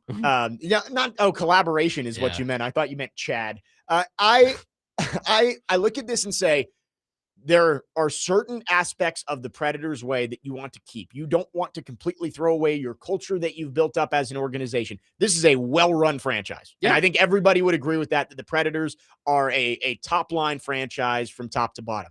But in terms of on-ice play, you haven't gotten the results. So that's what I meant. I wouldn't hate Tom Fitzgerald would be considered in the family, right? He was the first captain of the Nashville Predators. And I know he hasn't been around for very long, or for a long time, but he would be considered one of Barry's guys, right? Barry was the coach. Barry named him captain to start off the Predators franchise. Yeah. So that would be in the family. But I wouldn't hate it if you made him the president of hockey operations and then hired an up-and-comer, an assistant GM, like Bill Scott's been mentioned from Edmonton. Like, hire him to be your general manager. And then you have the mix of Predators culture, but also those new up-and-coming ideas that you'd look for in somebody who would be more outside of the family. I feel like that might be the best way to marry both aspects of what they'd be looking for. Is it wrong of me to think Barry Trotz shouldn't be involved in this hunt? Just because, I mean, you're naming your successor, right? And that's fine. But like I said, if you want to go outside the box and find someone outside the family, shouldn't the current GM not be a part of that, as he's looking for people that are inside his inner circle? I mean, I think he can be a part of it. Barry Trotz, as he said when he announced this, well, Nick Saban's a part of it, so right. Anyone can. Just let Nick Saban be the GM. How about, or the head coach? Oh yeah, that'll go well. 615-737-1025. Let's go to the phone lines. Dustin in Hopkinsville was called in. Dustin, thanks for calling. Go ahead. Good morning, folks. How y'all doing? Doing great. Good morning, Dustin. Good. So I agree with everybody that says, quit hiring within. That's all we do. That, with it being Tennessee, we got that bless your heart and the loyalty thing. We're a little too loyal. I feel like they need to hire some New Yorker or something, come clean house. When you hire family, you're asking for a mess, a disaster. You move in with family, you think it's going to go great, it's going to go worse because you murky the waters. People don't want to say things that they normally say to somebody off the street. They're not as comfortable. It's getting old, and it has not worked. I don't want to see the guy from day one that was handing out brochures that started with the Preds anymore at Bridgestone Arena, night one of hockey in Nashville. Hire somebody new, hire a dog, hire somebody who is not afraid to smack you in the mouth with his words and tell you where you're screwing up, because you keep hiring family, it's not going to be as easy for them to say that stuff, and it's not working anyways. That is the main point. And have a true rebuild. They want to go back to the playoffs again next year with this old, slow team and talking about adding another person and just furthering down the line the money we're spending. Just totally rebuild it. Trade them all. I don't care. Forsberg, Yossi, all of them. Rebuild before you keep all these guys. You know what I'm saying? All right, Yeah. have a good one. Thanks for the call, Dustin. I think there are a lot of people who have that mindset of this team has never had a true rebuild where they've been at the bottom of the standings for multiple years in a row. Is that the best way to give yourself a chance to get that top line center, right? Like that's what this team has been missing for a long time is I mean, obviously there's only so many Connor McDavids and Macklin Celebrinis and You're not going to find right. that. Like it's very rare to find those guys, but there are a lot of good centers that maybe aren't the elite guys, but they are a top line number one center. The Predators just have not been able to find that guy because they've never been bad enough to be in position to draft that guy. Which is a good thing and a bad thing. Right. Exactly. And that's why I think a lot of Preds fans are tired of being in the middle. You're either just sneaking into the playoffs or you're on the outside looking in, with the exception of a couple of years here and there where they were up towards the top of the standings. But I don't think they're going to do a full rebuild. I mean, based on what Steven Stamkos said at locker room clean out of basically he's had meetings with management and they said this team, they want to put a team on the ice next year that can go make the playoffs. I don't think they're tearing it down. It's just going to be the big question is, are your young guys going to be what you expect them to be? I think they'll reshuffle the staff. I think the GM will probably do away with Andrew Burnett and his staff just to get his guy in there. And if that doesn't work, then they start to think about the rebuild. But I think they're going to give the players the benefit of the doubt, and they're going to pin it on the system and the coaching. And yeah, maybe rightfully so. That's kind of how this circle works, is it's always someone's fault. You see it in football. Like the Titans sucked. Okay, what'd they do? They fired the coach. Then they sucked again. Okay, they fired the GM. Then they sucked again. They fired the coach. Right. Again. No, it's a cycle. If they suck this year, guess whose fault it'll be? It'll be the quarterback's fault. Right. It's a circle. So you're going to see that, I feel like, this year, and it'll be the coach's fault. If that sucks, then it's the player's fault. If that sucks, then maybe it's the GM we hired. It's a circle. Right. So I think they need to get out of that that inner, mentality that they have. And that's why I think they need to branch out, because it's worked to some extent. I said earlier it didn't work. It has worked. Right. Like this is not a bad hockey team. It hasn't worked to the extent that you've wanted. And the extent that you wanted, you want to bring home a cup. Yep. So you want to do that. I think you need to go outside of your circle and, look to bring guys that have won elsewhere here. We will see if we get any news on the Preds GM search coming up in the next few days, because of course the NHL draft lottery next week. Will the ping pong balls fall in the Preds' favor coming up to put them back into the top five? 615-737-1025. We'll wrap up hour number 2 after this. Jake Lyman, Connor Nute, Parker Kelly. Next man up, 125 The Game.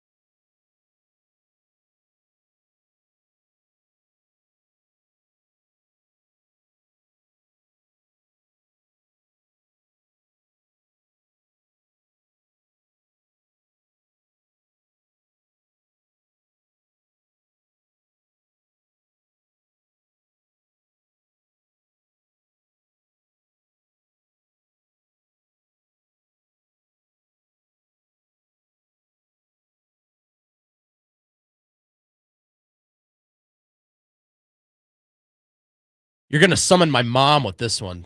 She loves her some Nick Jonas. The solo career of Nick Jonas was an interesting time. It was. He had a few. He this did. One, Yeah. What was the other one that was really popular of his? The Levels one was all right. Right Now was good. There's one song that maybe it was this one. Now I'm just playing but I don't know. This was the big one. Joe Jonas did Cake by the Ocean. That was his big that was Joe. I always liked Joe better than Nick. I thought you said Nick. I always liked Joe better than Nick. I did too. Shane Gray. I always feel bad for Kevin though. Like Kevin just kind of sits in the back with a tambourine and lets the other two. They let him sing, I think. Oh, good for him. Tour. Anyway, the good old Joe Bros. Camp Rock 3's coming soon. Get excited. Oh, it is? Yes, it is. I might have seen that somewhere. Anyway. With no Demi Lovato. Oh. It's just the Joe Bros. Just as we would have liked it. Yep. Jake Lyman, Connor Parker Kelly, next man up on it to 5 the game. We're talking Preds. Let's get to some of your reaction on the text line.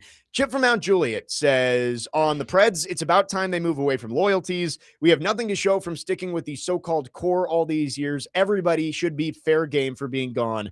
Let's get a win mentality. And he mentions the Golden Knights model. I don't know if they're ever going to go to the Vegas model of that literally is win at all costs. And loyalty is not a bad thing, right? But it can't be loyalty like what we saw at the trade deadline this year with Barry Trotz saying that he's going to treat Ryan O'Reilly like he has trade protection when he doesn't. That is too far. If a guy is going to bring you value in a trade that you think is worth it, you trade him without asking him, right? Like that, you can't treat a guy like he has trade protection when he doesn't. You didn't put in his contract. He's got to deal with it if you move him. And they didn't move him. And, obviously didn't pay off. You didn't get to the playoffs. But that is the type of loyalty that I think they have to move away from. Chip from Mount Juliet also says they've given the players the benefit of the doubt over the years. Keep the core together. It has produced no championships. Now, Sean, on the other hand, says, I'm so tired of this narrative. It's been broken down. We started pairing off dudes 3 years ago. They've brought in winners to show the kids the way. But Sean, and he says 7 rookies were playing regularly. You can't get much more rebuildy than that. They spent a ridiculous amount of money less than 2 calendar years ago on free agents. Mm-hmm. You brought in Stamkos, you brought in Shea, you brought in Marchessault. And let's not forget, you have, I think, 5 players on your team with no move clauses. Right. You've got Saros. You just signed to an 8-year deal. Saros, Forsberg, Yossi, Stamkos, Shea. You can't move any of those. You're treating O'Reilly like he has it too. So technically 6. So, Sean, yes, I understand what you're saying, and it's what Barry has said of he's trying to thread the needle with the young and the old and keep them competitive, even though they are bringing up these rookies. So, yes, they've gone into a soft rebuild. What people want is a full rebuild where you get rid of all of the older players and you suck for 3 straight years, and you are one of the worst teams in hockey. That is what some Preds fans want because they think that is the... even Barry Trotz said it. Sometimes you have to take a step back to take 2 steps forward. I don't know if they need to do that because they do have a strong farm system. They're missing the centerpiece. And you hope that maybe Igor Surin or Brady Martin ends up being that centerpiece of your future. But those guys aren't regarded as that type of prospect right now.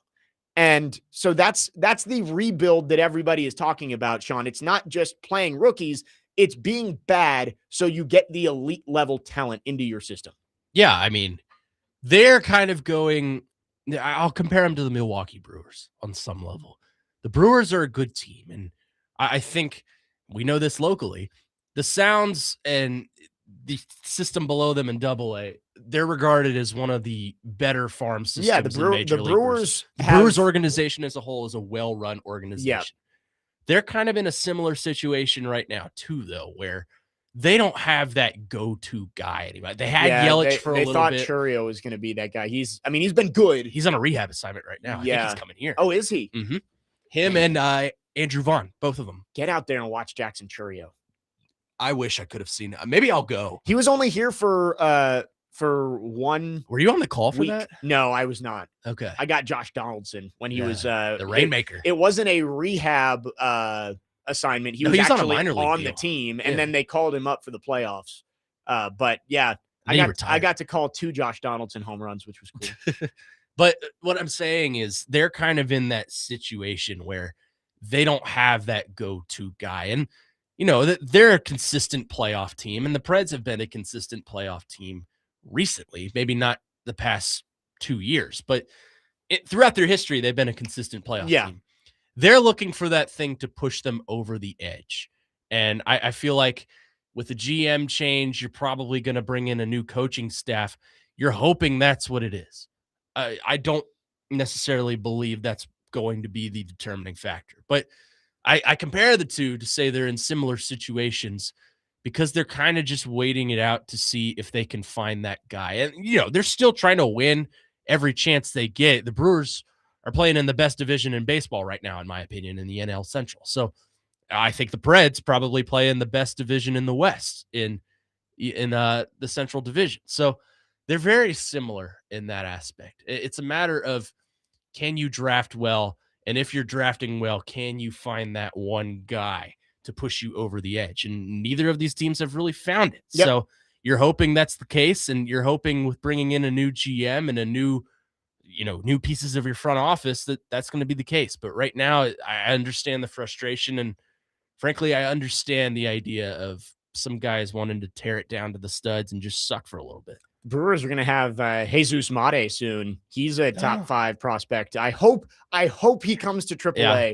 But I got Cooper Pratt brewing down there, and he's too. with the Sounds. Jesus Mate has the feeling of a Churio type, where if he plays in AAA, it's going to be very short. Yeah, maybe not at all. 8586 says can't let the fans run the team, and I agree with that. Yeah, but like but we can give our it is a fair opinion to have that this team might need to have a rebuild and take a step back. No, obviously the front office has to make the decisions of what they're going to do, but the fans aren't running the team because they have the opinion that a rebuild might be in the cards. Billy says this is not the market to tear it down to the studs and wait for a rebuild. You will lose revenue and fans in the market doing it that way. Hopefully the way we're doing it in the next year or two will pay off with what's coming in the pipeline and a free agent pickup here and there. But also too, are the Preds just going to keep middling?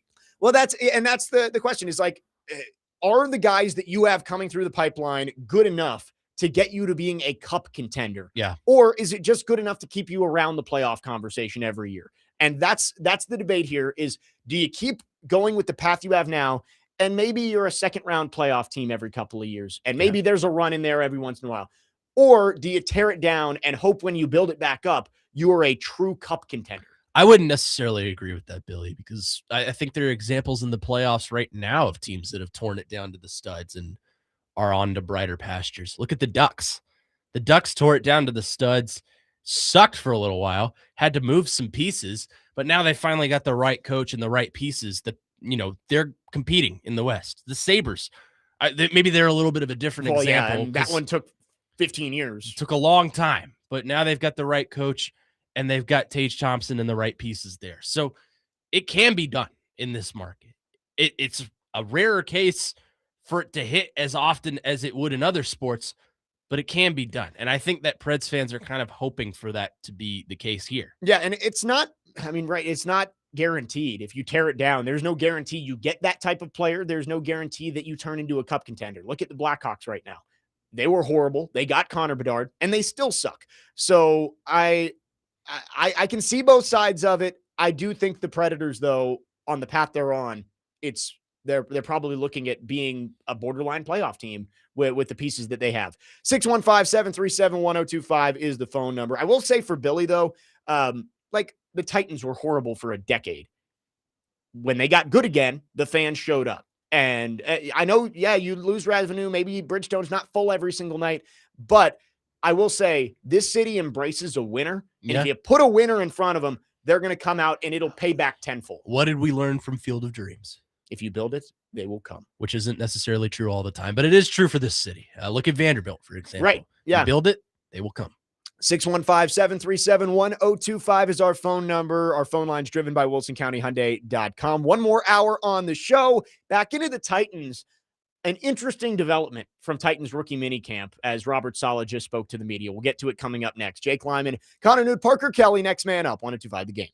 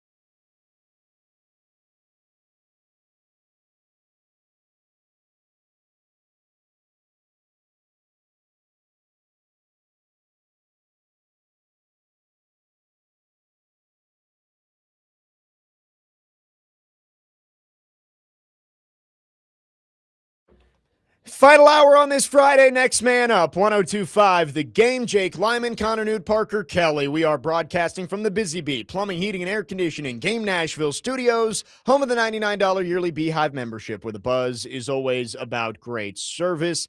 Back into the Titans here to start the 11 a.m. hour. Rookie minicamp begins today. Robert Saleh just spoke to the media, and he had a very interesting note about how much the draft picks are going to be participating in rookie minicamp. Here is what he had to say just a few minutes ago. To give background, when they're going through the draft process, especially the 30 visits, they've been doing a lot of traveling. So over the weekend with our draft picks, we're going to be doing more baseline checking with them. So they'll be with the weight room, the strength and conditioning coaches. They're meeting with all of us throughout the day, but as far as practice goes, they'll be with the strength and conditioning staff, creating baseline to see where they're at. Is this something that you've done before with your draft picks? I've called it a scar. I was on the staff that saw Dante Fowler tear his ACL on the first rep of rookie minicamp, and so I've just taken the philosophy. These guys have had a lot. They've had a lot of stress over the last month. Their bodies aren't ready for football, and so we're just trying to see where they're at so we can properly get them acclimated once they get here with the veterans. So that was Robert Saleh ahead of rookie minicamp. He says that the draft picks, they've been going through a lot of stress. They've been traveling, all the pre-draft prep that they've been doing. He says they're not ready for football, so they will be working with the strength and conditioning staff. So we will not get to see Carnell Tate, Keldrick Falk, and the other draft picks on the field this weekend at rookie minicamp. I disagree with that. If you're worried about them getting hurt, they could get injured falling off the bus on the way there. They could stub their toe on the way to the practice field. If you're that scared of injury, then why are we having a rookie minicamp? Why are we here? Because I don't understand the point of having a rookie minicamp where you're not going to send any of your top rookies out there. The reason, so what if they're not acclimated to football? That's why they're here. Rookie minicamp is to get them acclimated to NFL football and NFL talent. And yes, I understand they're not going to be seeing the best on best. They're not out there in pads, but they're running football drills and getting acclimated to the coaches and the staff and their teammates out there for a reason. So if you're holding them out of fear, look, they could get injured in strength and conditioning. If you're holding them out of fear of being injured, I think that's a very, very wrong move. I guess the idea is that, yes, they can get hurt anytime, but you can build them up a little bit more to get them ready for the offseason program with the veterans. But I also think by just throwing them in there with the veterans, you also might be risking it by going from 0 to 100 too fast, right? Rookie minicamp can be a way to ease your way into it. You're not competing like Pat Coogan and Fernando Carmona. They aren't going to be competing against Jeffrey Simmons and John Franklin Myers this weekend. It's going to be against why am I blanking on the Baylor defensive? Jackie Marshall. Yeah. Like that kind of guy on the other side of the ball. Now you don't get that. And now when you step in with the veterans, you are going to be going against grown men, these pros. So I understand the logic around it of he's seen it before that your high draft pick could go down rookie minicamp and then you lose them for the whole year. But that can happen at any point. I am a little confused about the decision to hold them out completely of practice. Look, he's the coach. It's his decision. And who am I to judge that? But I'm just saying I'm not a fan of that idea because I think he's taking an isolated incident with Dante Fowler. Yeah, he said he called it a scar, which I thought was interesting. It's like it happened one time. You can't let the past dictate what you do in the future. And maybe this is something that he has found to be successful of holding these players out. But like Easton Freeze tweeted this out about this situation. He says, I don't think Saleh's justification is illogical by any means. It makes sense. But he said that veterans might tell you this approach is whack, is his word. Somebody once told me that rookie minicamp is supposed to make you wonder if you actually want to be in the NFL. Yeah. So like it is character. Right. It's your welcome to the NFL moment. I don't think this is going to have a huge impact on the team one way or the other, but I do think it would have been good to have them out there a little bit. That way, the first time they're hitting the field as an NFL player isn't in a full team workout. You're getting to ease them in a little bit with the rookies, and that way they can hit the ground running when they get out there with the full squad. And look, I feel like you could cater your practice reps to avoid injury. That's how we used to do. I understand high school football and the NFL are very, very different. But for guys that were coming off an injury, or to use his term, not in football shape, they didn't just go to the back with the strength and conditioning and get weight training. They were running half speed drills. They were on the field doing something football related. So I understand the logic and I understand the fear, but if you're going to be a head coach in the NFL, and yeah, here I'll even put it on the players. If you're going to be a player in this league, you have to be able to be okay with the idea that you can be injured at any time. It's a violent game. And Right. look, they're not going to go out there and do Oklahoma drills or anything. I think that would be a little bit controversial in itself. But yeah, there's a fear that, look, they ran the combine, right? If you're running your 4-yard dash, there's a chance your knee could blow out. Right. We've seen it before. We've seen it before. Gunnar Helm got hurt running the 40 last year. Yeah. Not seriously hurt, but enough that I think it did impact his draft stock. To use the Vrabalism, the injury rate in the NFL is 100%. Everybody gets hurt at some point. You are going to. And it's only May. It's May 1st. The most important thing for these guys is the mental reps, right? Like getting in these meeting rooms, learning the system. That's the most important part. But I don't think it could have hurt to just have them out there some. And I'm Maybe not trying to full speed reps, but yeah. Sorry. A little bit strange. I'm not trying to turn this into, oh my God, when we get to OTAs, they're going to suck. When we get to training camp, they are not going to be ready because it's May. Right. It's early. And let's not act like we don't have like a 9-10 week period of just nothing. Right. So I'm willing to give Robert Saleh the benefit of the doubt, right? Like he's I'm just saying I wouldn't have done that. Yes. And there's a lot of people that don't that put their draft picks out there full go first time. And like one guy getting hurt one time shouldn't stop you. Skylar says Saleh just watched the entire 49ers roster get hurt last year. I'm sure he is scared. You can't live scared, but you might be right of like, he did watch his entire defense get carted off the field at some point last year. And it's like, yeah, maybe we'll ease these guys in. 615-737-1025. We'll take your thoughts on our phone and text line driven by WilsonCountyHyundai.com. We'll keep talking Titans when we come back. We'll also do our Monday headlines at the bottom of the hour, trying to predict what's going to happen this weekend. And now that I've remembered it is the Kentucky Derby tomorrow, we got to pick a horse. We got to pick horses. It's a yearly tradition. We will do that later this hour. 615-737-1025. Jake Lyman, Connor Nute, Parker Kelly, next man up. 1025 The Game.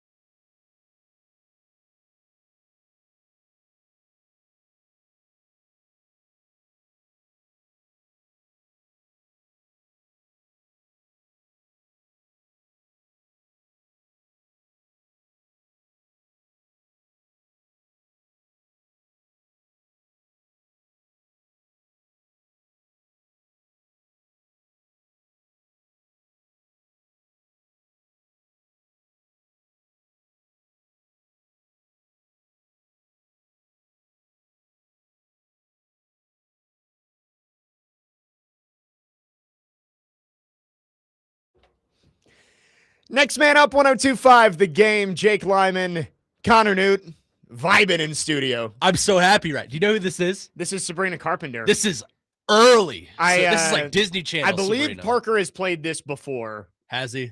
on White Girl Friday. So he's played early Tate, early Sabrina. You got to round us out with some early Madison beer. Okay.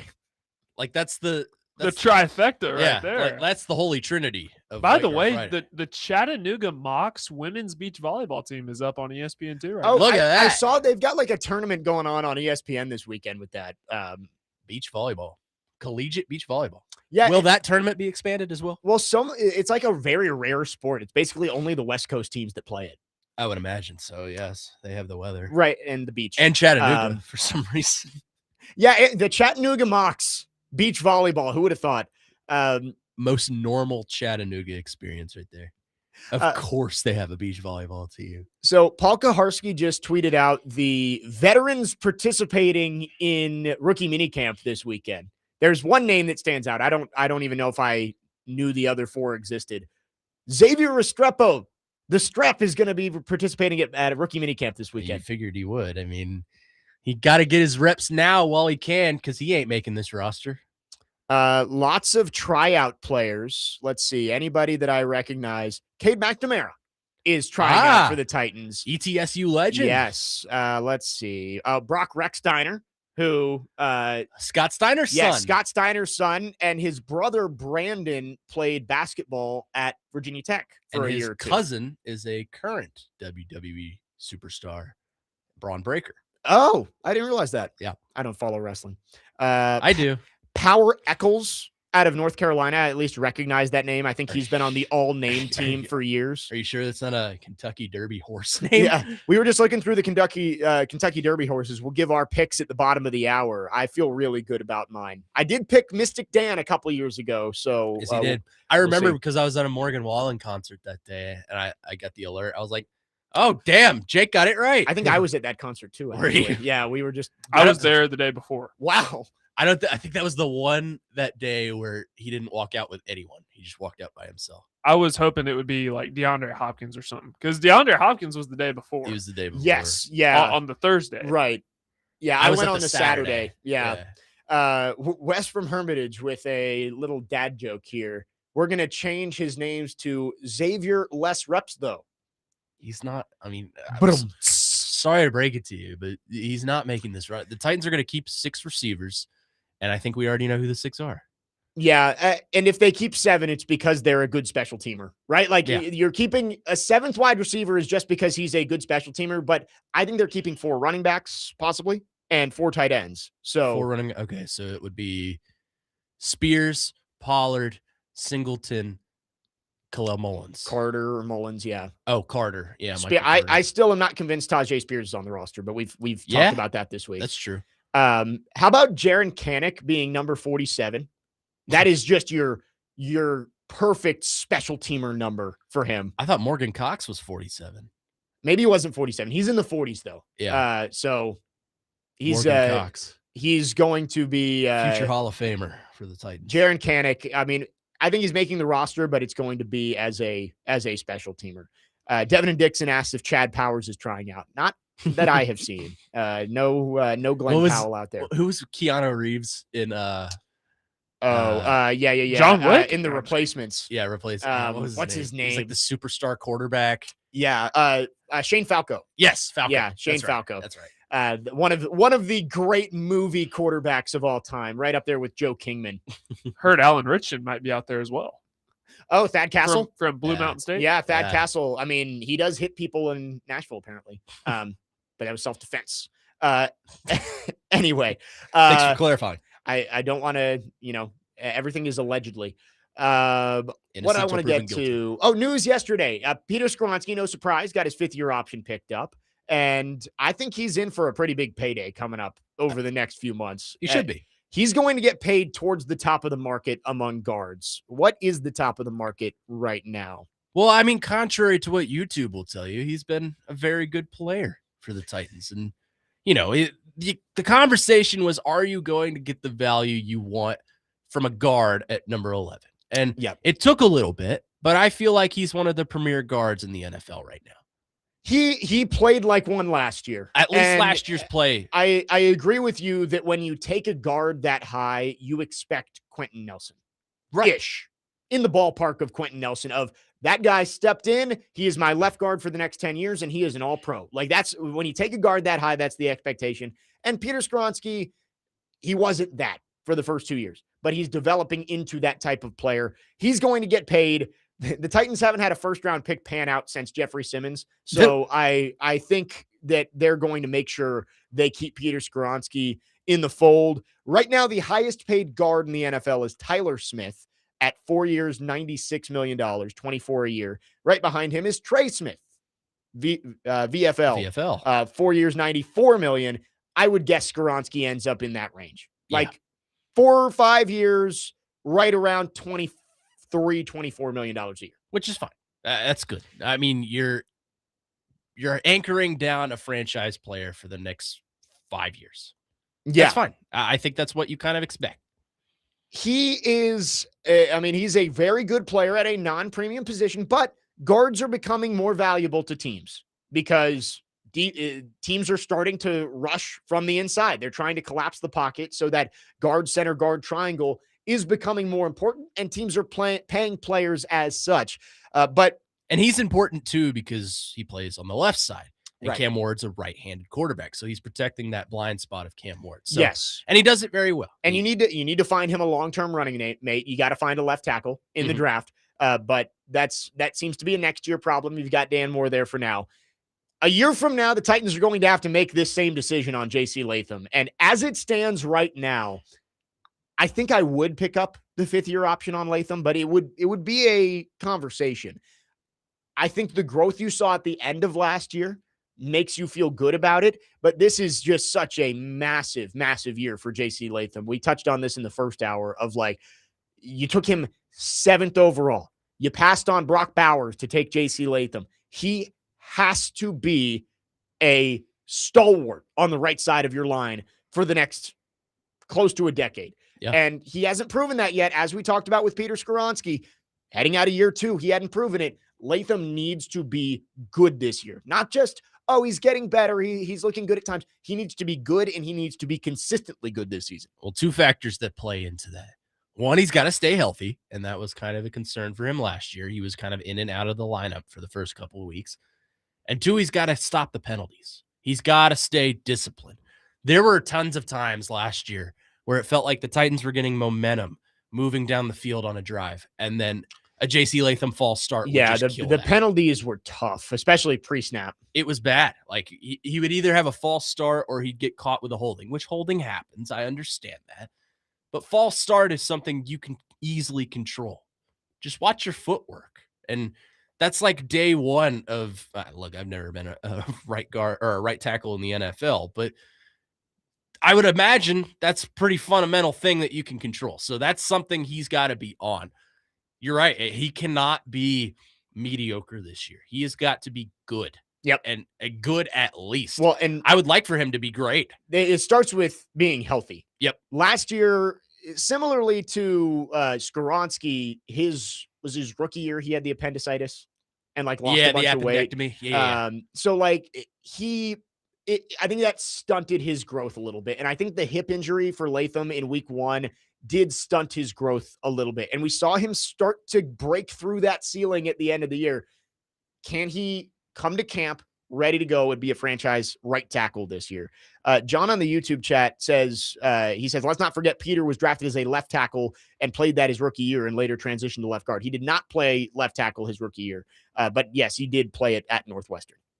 He was always that was Latham who flip-flopped from left to right when they signed Skoronski's always been a guard. Yes. They didn't even give him a chance to play tackle, which how long are his arms? It's becoming my favorite question to ask about players. Ruben Bain now. Because Skoronski's arm length is 32 1/4 and Will Campbell's was 32 5/8. So it's like, not much bigger. It's like half an inch of a difference there. And they let Vrabel let Campbell play left tackle, but not Skoronski. Yeah, and we saw how that went in the Super Bowl. I think he's always going to be a guard. Like Skoronski, yes, you drafted a guard high, But Skoronski, if you put him at left tackle, all you would have done is probably hurt his confidence and then had to push him back into guard anyway. That's what I worry happened with JC Latham. You started him at left Yeah, tackle, and then you flip-flopped him. flip him over to right tackle. And I know right tackle is his natural position, but still, it's a position change in the NFL. And to a young player, that signals maybe in his mind, they don't think I'm good enough here. Yeah. So maybe that has stunted his confidence. But now he's got a year of that position under his belt. He's probably going to be the starting right tackle this season, I would imagine. So you hope that his confidence level is built up, and confidence and penalties go hand in hand, especially when they happen pre-snap. So you hope that that's the case. The reason tackle false starts is because he's scared he's going to get beat, right? Like it's the confidence is a big part of avoiding those pre-snap penalties. He's trying to get a head start because he's worried he's going to get beat. And so that's something Latham is going to have to work on heading into a massive year 3. But Peter Skoronski had his 5th-year option picked up. I expect him to get extended relatively soon before the start of the season. JC Latham has a big year to try and prove that he deserves to be kept around long-term as well. 615-737-1025. Coming up next, we will do our Monday headlines. What will we be talking about on Monday?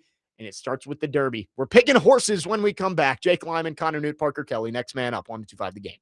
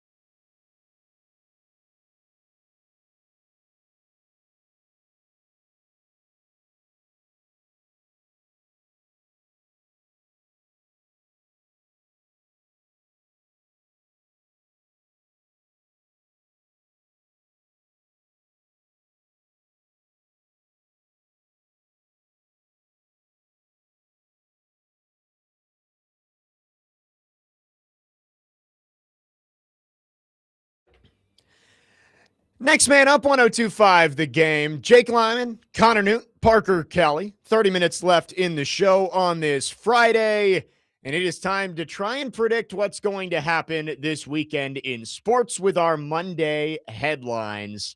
And we're starting with the Kentucky Derby. It is one of the greatest sporting events of the year. We get a lot of those lately. Masters, March Madness, the draft, the Kentucky Derby. And tomorrow at Churchill Downs, we will get the fastest 2 minutes in sports. And we are going to each pick a horse here. I will let you go first, Connor. I'm worried I'm going to take yours. It's okay. If you take mine, I'll have a backup. Okay. I'm going to pay homage to my faith here. As most of you know, I am Catholic. In the Catholic faith, we follow something called the 10 Commandments. Okay. I'm going to go with Commandment, who's the number 6 horse with 7-1 odds. Okay. To win the Derby. There you go. Commandment number 6 for you. He was passed up for Chief Wallaby.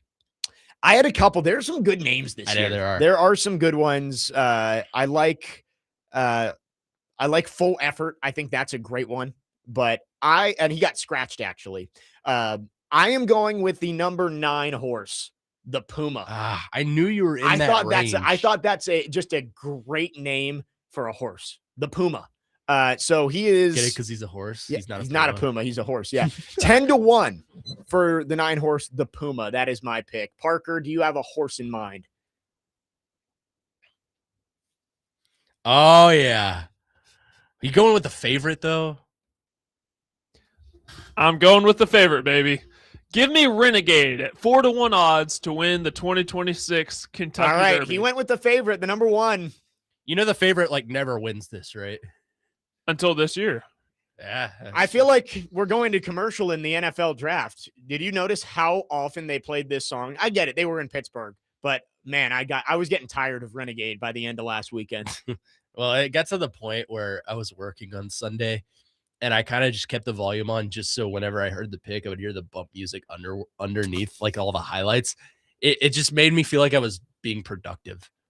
Yeah, I didn't care anything about the picks. I just wanted to hear the music. I liked watching the draft. I mean, day 3 it drags a little bit, but it's too long. But I understand it. Yeah, I mean, at some point they stop even announcing the picks and just let it ride. But yeah, I like it. Renegade for Parker. I am going with the Puma, and Connor is taking Commandment.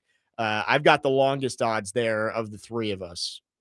Do we do what's it? Is it when you guess all 3, finish in the top 3? It's the trifecta. Should we trifecta all 3 of them? I don't know what the odds for the that. Podium. Yeah. See if they can go 1, 2, 3. If you have a horse that you're thinking about this weekend, let us know. Kentucky Derby. I am going to go to hockey for my second Monday headline. I am going to say that tonight we get not 1, not 2, but 3 game 7s. That is bold. I'm saying that all 3 teams with their backs against the wall tonight are able to win and force game 7. Last night, there were 2 chances for Dallas and for Edmonton to force game 7. They didn't do it. I'm saying we get all 3. The Lightning, the Bruins, and the Mammoth all win to force game 7s on Sunday. Well, I'll take a team to force a game 7 as well, just in the other sport. NBA. I'm going to go with my former king in blue and white, now in red, Reed Shepherd and the Houston Rockets to force a game 7. All right. And spark maybe a monumental collapse for Los Angeles. And they're up 3-0. Kevin Durant is not playing, I believe. Believe so. So that would be bold if they're able to get it back to game 7. And it would just be so funny to watch LeBron. Well, and LeBron, I know he's probably not retiring at the end of this year, but he definitely can't after that, right? You blow a 3-0 lead to a team missing their maybe not best player, but like Kevin Durant is obviously their most notable player. Yeah. That'd be interesting. And then we got is it Magic Pistons tonight? Yeah, that's a big one too. And I mean, Pistons 1 seed Yeah. trying to avoid getting upset. Yeah, they're kind of, I don't know. I've semi been keeping up with the NBA playoffs. I don't think I've sat down to actually watch it just because there are better things in my life. I watched a going on little right bit now. last night. If given the option between watching the Stanley Cup playoffs and the NBA playoffs, it's hockey every single time. Well, I'll probably start watching once it gets deeper. Like when we get to the conference finals, maybe I'll start. Right, because then it's staggered, and it's like there are some nights where it's the only thing on, unless you're watching regular season baseball, which I will do. But of course I do. no, I mean, I agree with you. I've watched some of the NBA playoffs, but more just in passing than actually sitting down and watching a full game. But I honestly, Pistons and Magic could be fun. Pistons down 3-1. They were able to force game 6, but down in Orlando, trying to stay alive tonight. Parker, what is your second Monday headline? So I feel like Connor and I have to go head-to-head here, Immunity. Yes, Tennessee and Kentucky in a baseball series in Oh. Lexington. This is the battle of who wants it most, because both teams desperately need a series win. Tennessee's coming off of a 2-1 series win over Alabama last weekend. I think they go 2 out of 3 this weekend in Lexington. Okay. That was, I heard Robbie and Joe did that on Weekend Winners this It was morning. a clean sweep. And Robbie says he thinks that the Vols are bringing out the brooms too. It was a clean sweep by all of them. I almost texted all 3 of them and just said haters, but I care about regular season college baseball, but the MLB is the one professional sport that I think trumps the college sport. You can make the argument for the NFL too, but I enjoy college more than the NFL. The MLB, yes, I sit down and I watch regular season baseball because it's it's enjoyable to me. I find pleasure in watching that. So I'm trying to look and see if there was like a bracketology for there we go. Field of 64 projections for D1 baseball. Right now, Vanderbilt is listed as the last team in. Kentucky is the 3rd team out, according to D1 baseball. all right. Can we expand the baseball tournament too? Yeah, while we're why at not? it? Let's just go to like Let's go to 128. 127. Yeah, there you go. Tennessee right now, according to D1 baseball, would be the 2 seed playing in Conway, South Carolina. The Coastal Carolina Chanticleers would be their region. Chanticleers. The Chanticleers. But we all say Chanticleers Whatever. because it's the same. The Chants. Tennessee, according to D1 baseball, would be the 22nd ranked team heading into the tournament. So this is a big weekend for Vanderbilt too. They are down in Tuscaloosa. Tough loss last night in game 1, 5-4. Connor Fennell came out in the 6th inning. And we'll see. They need to bounce back. Every game important for Vanderbilt as they are quite literally on the bubble, according to D1 baseball right now. Yeah, it's an important one. And, Vanderbilt last night dropped one. They were up 4-1, lose 5-4. So they've got to come out with 2 wins this weekend. I feel like that's a series that they have to have because Alabama is a good team. Alabama is probably going to be in the tournament. Yeah. They're pretty, I think they're ranked right now. They're top 20. They're 24th. Okay. So you got to win that series. Yeah. For Vandy, it's tough to look at the team because it's like I believe they still have the active postseason streak, the longest one. And there are quality wins on this resume, right? Like they took 2 or 3 out of from LSU, who I know LSU isn't as good as the defending national champions as they were last year, but they are good. They swept Tennessee here in Nashville. They probably should have won that series last weekend against Texas. Mm-hmm. So they've got some quality wins on their resume, but you're going to need. With 8 SEC games left, plus a game against Louisville. So they've got 9 games left, all against power conference teams. I think you got to come out with a winning record at the very minimum to get into the tournament and then maybe make a run in Hoover. Yeah. I mean, this is where it starts to get fun as far as the college baseball is concerned. Like you're seeing teams that are desperate to make the tournament start to make runs, and baseball is a weird sport where it's not usually the best team that wins the whole thing. It's the team with the hottest bats. Right. So, we've seen it. The other thing is, can the SEC extend the streak? Right. I mean, we haven't had a non-SEC championship or champion team since 2018. 2018, where it was Oregon State. Yep. And Adley Rutschman. Who is now on the struggling Orioles for some reason. And he's like 6 years into his MLB career. Which is wild. And it's like, and the SEC's won every national championship since then. Let's go back to the phone lines. Trey has called in. Trey, good morning. What you got for us?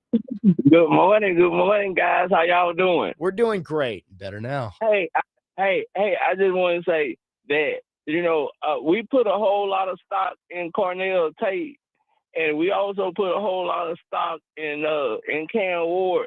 But what I want to see I want to see Cam Ward come off that ball a little bit better than what he has been because he put too much heat on his footballs when he's throwing it, which is, miscalculating, the routes and things of that sort. But what I think is our defense looks good on paper. Now they just need to transcend it into the field. And basically, I want to see some domestic assaults out there. I want to see some head busting out there this season. And you know what? I want to go to open practice. I don't know when it's gonna be, but I want to go to open practice so I can see it for my own self. Cause y'all know I don't watch TV and stuff. I only get the news from y'all. But hey, that's all I want to say.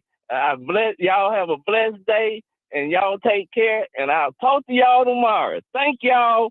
Thank you for the call, Trey. I hope he talks to us tomorrow Yeah. because I will be on the Right, yeah. Call in 9 to 11 tomorrow with Connor. I, for one, would not like to see domestic assault on so, the field yeah, because domestic assault is family-driven. So. Let's clarify that Trey meant on the field, right? Yep, he said domestic assault. He wants to see some heads busted. We want it on the field. And fast and violent, as Robert Saleh said. And I think he does make a good point of, Cam Ward.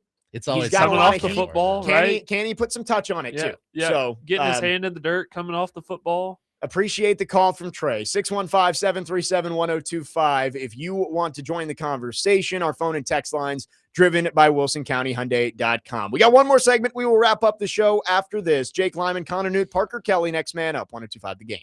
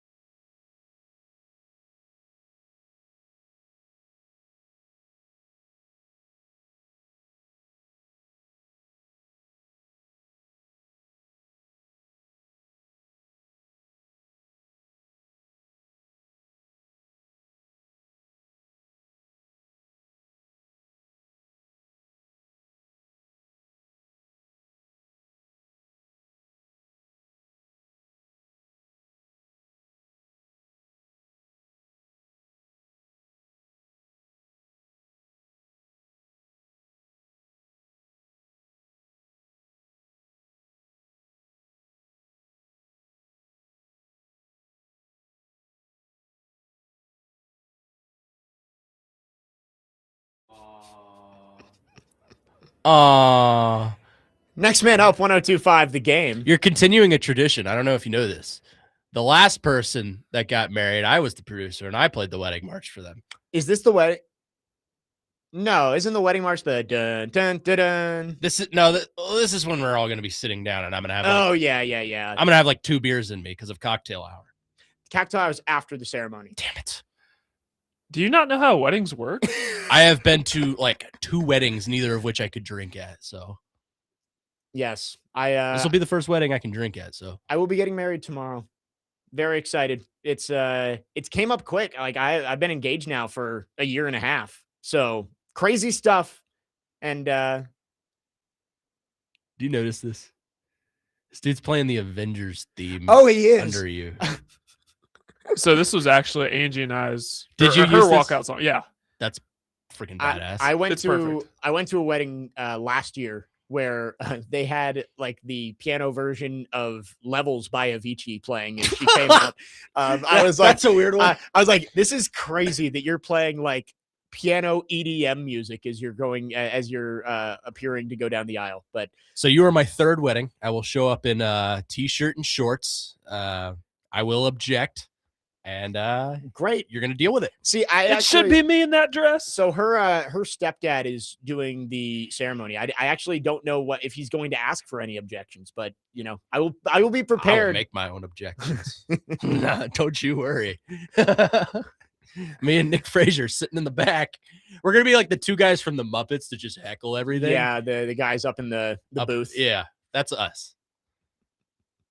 Dustin from Hopkinsville has sent us a nice little selfie of him mowing a lawn, it seems. So Nice. great for that. Nice smile. Wrapping up the show here, I did want to touch on the Brendan Sorsby stuff. It seems like he's never going to play college football again. I mean, it's bad. The rumors and reports of it being what they said $10,000 allegedly, I mean, like right this around is there. This is like Rick Merritt level of degenerate gambling. But 10,000 bets 10,000 bets. Yeah. Oh, so more He more was 20 a average day. 20 a day. for like 3 years. He was betting on Cincinnati Reds baseball, and he would bet like by the pitch. I'm glad that he's getting help, right? Like he's going to get treatment, and it's like part of getting better is admitting that you have a problem. But it is one I know gambling is so much more prevalent, and having student athletes and regular students with different rules does make it difficult, because it's like, all right, Brendan Sorsby's hanging out with just friends at college who aren't governed by the same rules as him, and they're gambling. Like that can be difficult for these student athletes to do. But like, I'm under the same rules because of my work with Vanderbilt. Yeah. I'm not allowed to gamble on anything that has an NCAA sanctioned championship. So like baseball, basketball, anything that has an NCAA championship. You can gamble on the Derby if you want to. Right. Like horse racing and UFC, I think is fine. I don't even have any of the apps downloaded because it's like, what's the point? Why? I don't gamble either. But it's just like I've always said, it's like, is it worth it to possibly ruin your future and your career for a $5 parlay or something like that? Like I don't get it. And he's probably never going to play college football again, based on what we're hearing, right? Like, I think the NCAA wants to make an example out of this, I'm sure, of like, Sure. all right, if you do this, you're not going to play college sports. He's the scapegoat. Right. Except he's guilty. It's the one guy that they're going to be able to make an example of and hopefully dissuade anybody else from doing this. And it's unfortunate because he was probably the best quarterback in the transfer portal this past Right. offseason. I mean, he was really sought after. He was a possible Heisman candidate heading into the year. And now Texas Tech is going to have to turn elsewhere with, it's a loaded roster they've got with all the oil money and stuff like that. So it's disappointing to see for him. I do wonder, will he possibly get drafted in the supplemental draft if he decides to enter it, right? Because that would be the logical next step for him, would go to the supplemental draft. And would a team take a look at him and say, yeah, we can give up a 3rd or a 4th round pick to get Brendan Sorsby and have him come in and develop? The supplemental draft is rarely used, but he does feel like a perfect example of a time that a team might actually use a pick on him. I feel like he's a quarterback that you would feel better about than some of the quarterbacks that got drafted. Like, I would feel better about him than Garrett Nussmeier. I would feel better about him than Cade Klubnik. Ethan Kaliakmanis. Yes. To be honest with you, I feel better about him than Diego Pavia, if we're being completely honest. I think he's a better quarterback in terms of what he provides through arm strength. Well, right. Like, he might have better NFL traits. Right. Now, Pavia, I think, fits the system of Baltimore really well. And I think, they can use him as more than just a quarterback if they so choose. But in terms of guys that I feel like were drafted later on, I would feel better about Brennan Sorsby than I would about some of the other guys. Yeah, I think if he decided to enter the supplemental draft, I think somebody would take him. I don't know if it would be early, but I was talking about this, I think, with Frazier earlier this week. It's like a game of chicken because there might be teams that value him, but if you use that pick, you have to give it up in the actual draft. Yeah. I believe that's how it works. And so how high are you willing to take him to make sure somebody else doesn't steal him from you? It's like if the draft was only one player and it's like, all right, it's poker. Like, who's going to snap first? It's like an auction. And take him. Right. Sort of. Yeah. Like, it's just like, how high are you willing to go? I guess that's a good way of putting it. It's like, I mean, you can look at it, and if he was going to play college football, do you feel that he is capable enough to prove his worth and potentially be a first round? Well, right. talent? Yeah. Like, that's the issue is I don't think Brennan Sorsby was viewed as a guy, if he had come out, was going to be a top level quarterback, but he would have had the opportunity at Texas Tech to go and prove that and to go make plays and raise his stock. Neither was Cam Ward. Neither was Fernando Mendoza. Right. Yeah. Like, these guys come out of nowhere, and maybe Sorsby would have done that. But if he doesn't play, we'll never know. So teams have to value him based off what they know right now, not what could have happened and again, there's no news about this, but like, it is, I can't imagine with what we've heard and what's been reported that he's going to be able to play this year. It's unfortunate because it wasn't even recent. It was in like 2022. Right. It was when he was with Indiana. He's redshirt. Yeah. Tough. I mean, just don't do stupid stuff. What does Mike Vrabel say? Yeah. Although I don't think his word don't really do stupid things right to hurt the team. There you go. Doesn't mean too much coming from Mike Vrabel now. That is true. Yeah. Play the hits now, Jake. Let's talk about it. That'll about wrap things up for us today. Connor Nute, always glad having you in. And the Nashville will get to hear a lot more of you next week as I will be on my honeymoon. Yes. So. Yeah. Oh, thank you. I appreciate coming on. Congratulations. I'll see you tomorrow, of course. Yes. Congratulations to you. Thank you. Very excited for you and your future. And I know you're a good lad. You're my first co-host. So that is true. I hope you know that. Yes. And I think the world of you. I am excited. We've been dating for almost a decade now. So it's been a long time coming. And yes, getting married tomorrow, and I will be out next week. I've been lonely for almost a decade. Does that make you feel better? Yeah, there you go. That'll do it for us. Chase and Big Joe are coming up next. Don't go anywhere. You're listening to 102.5 The Game.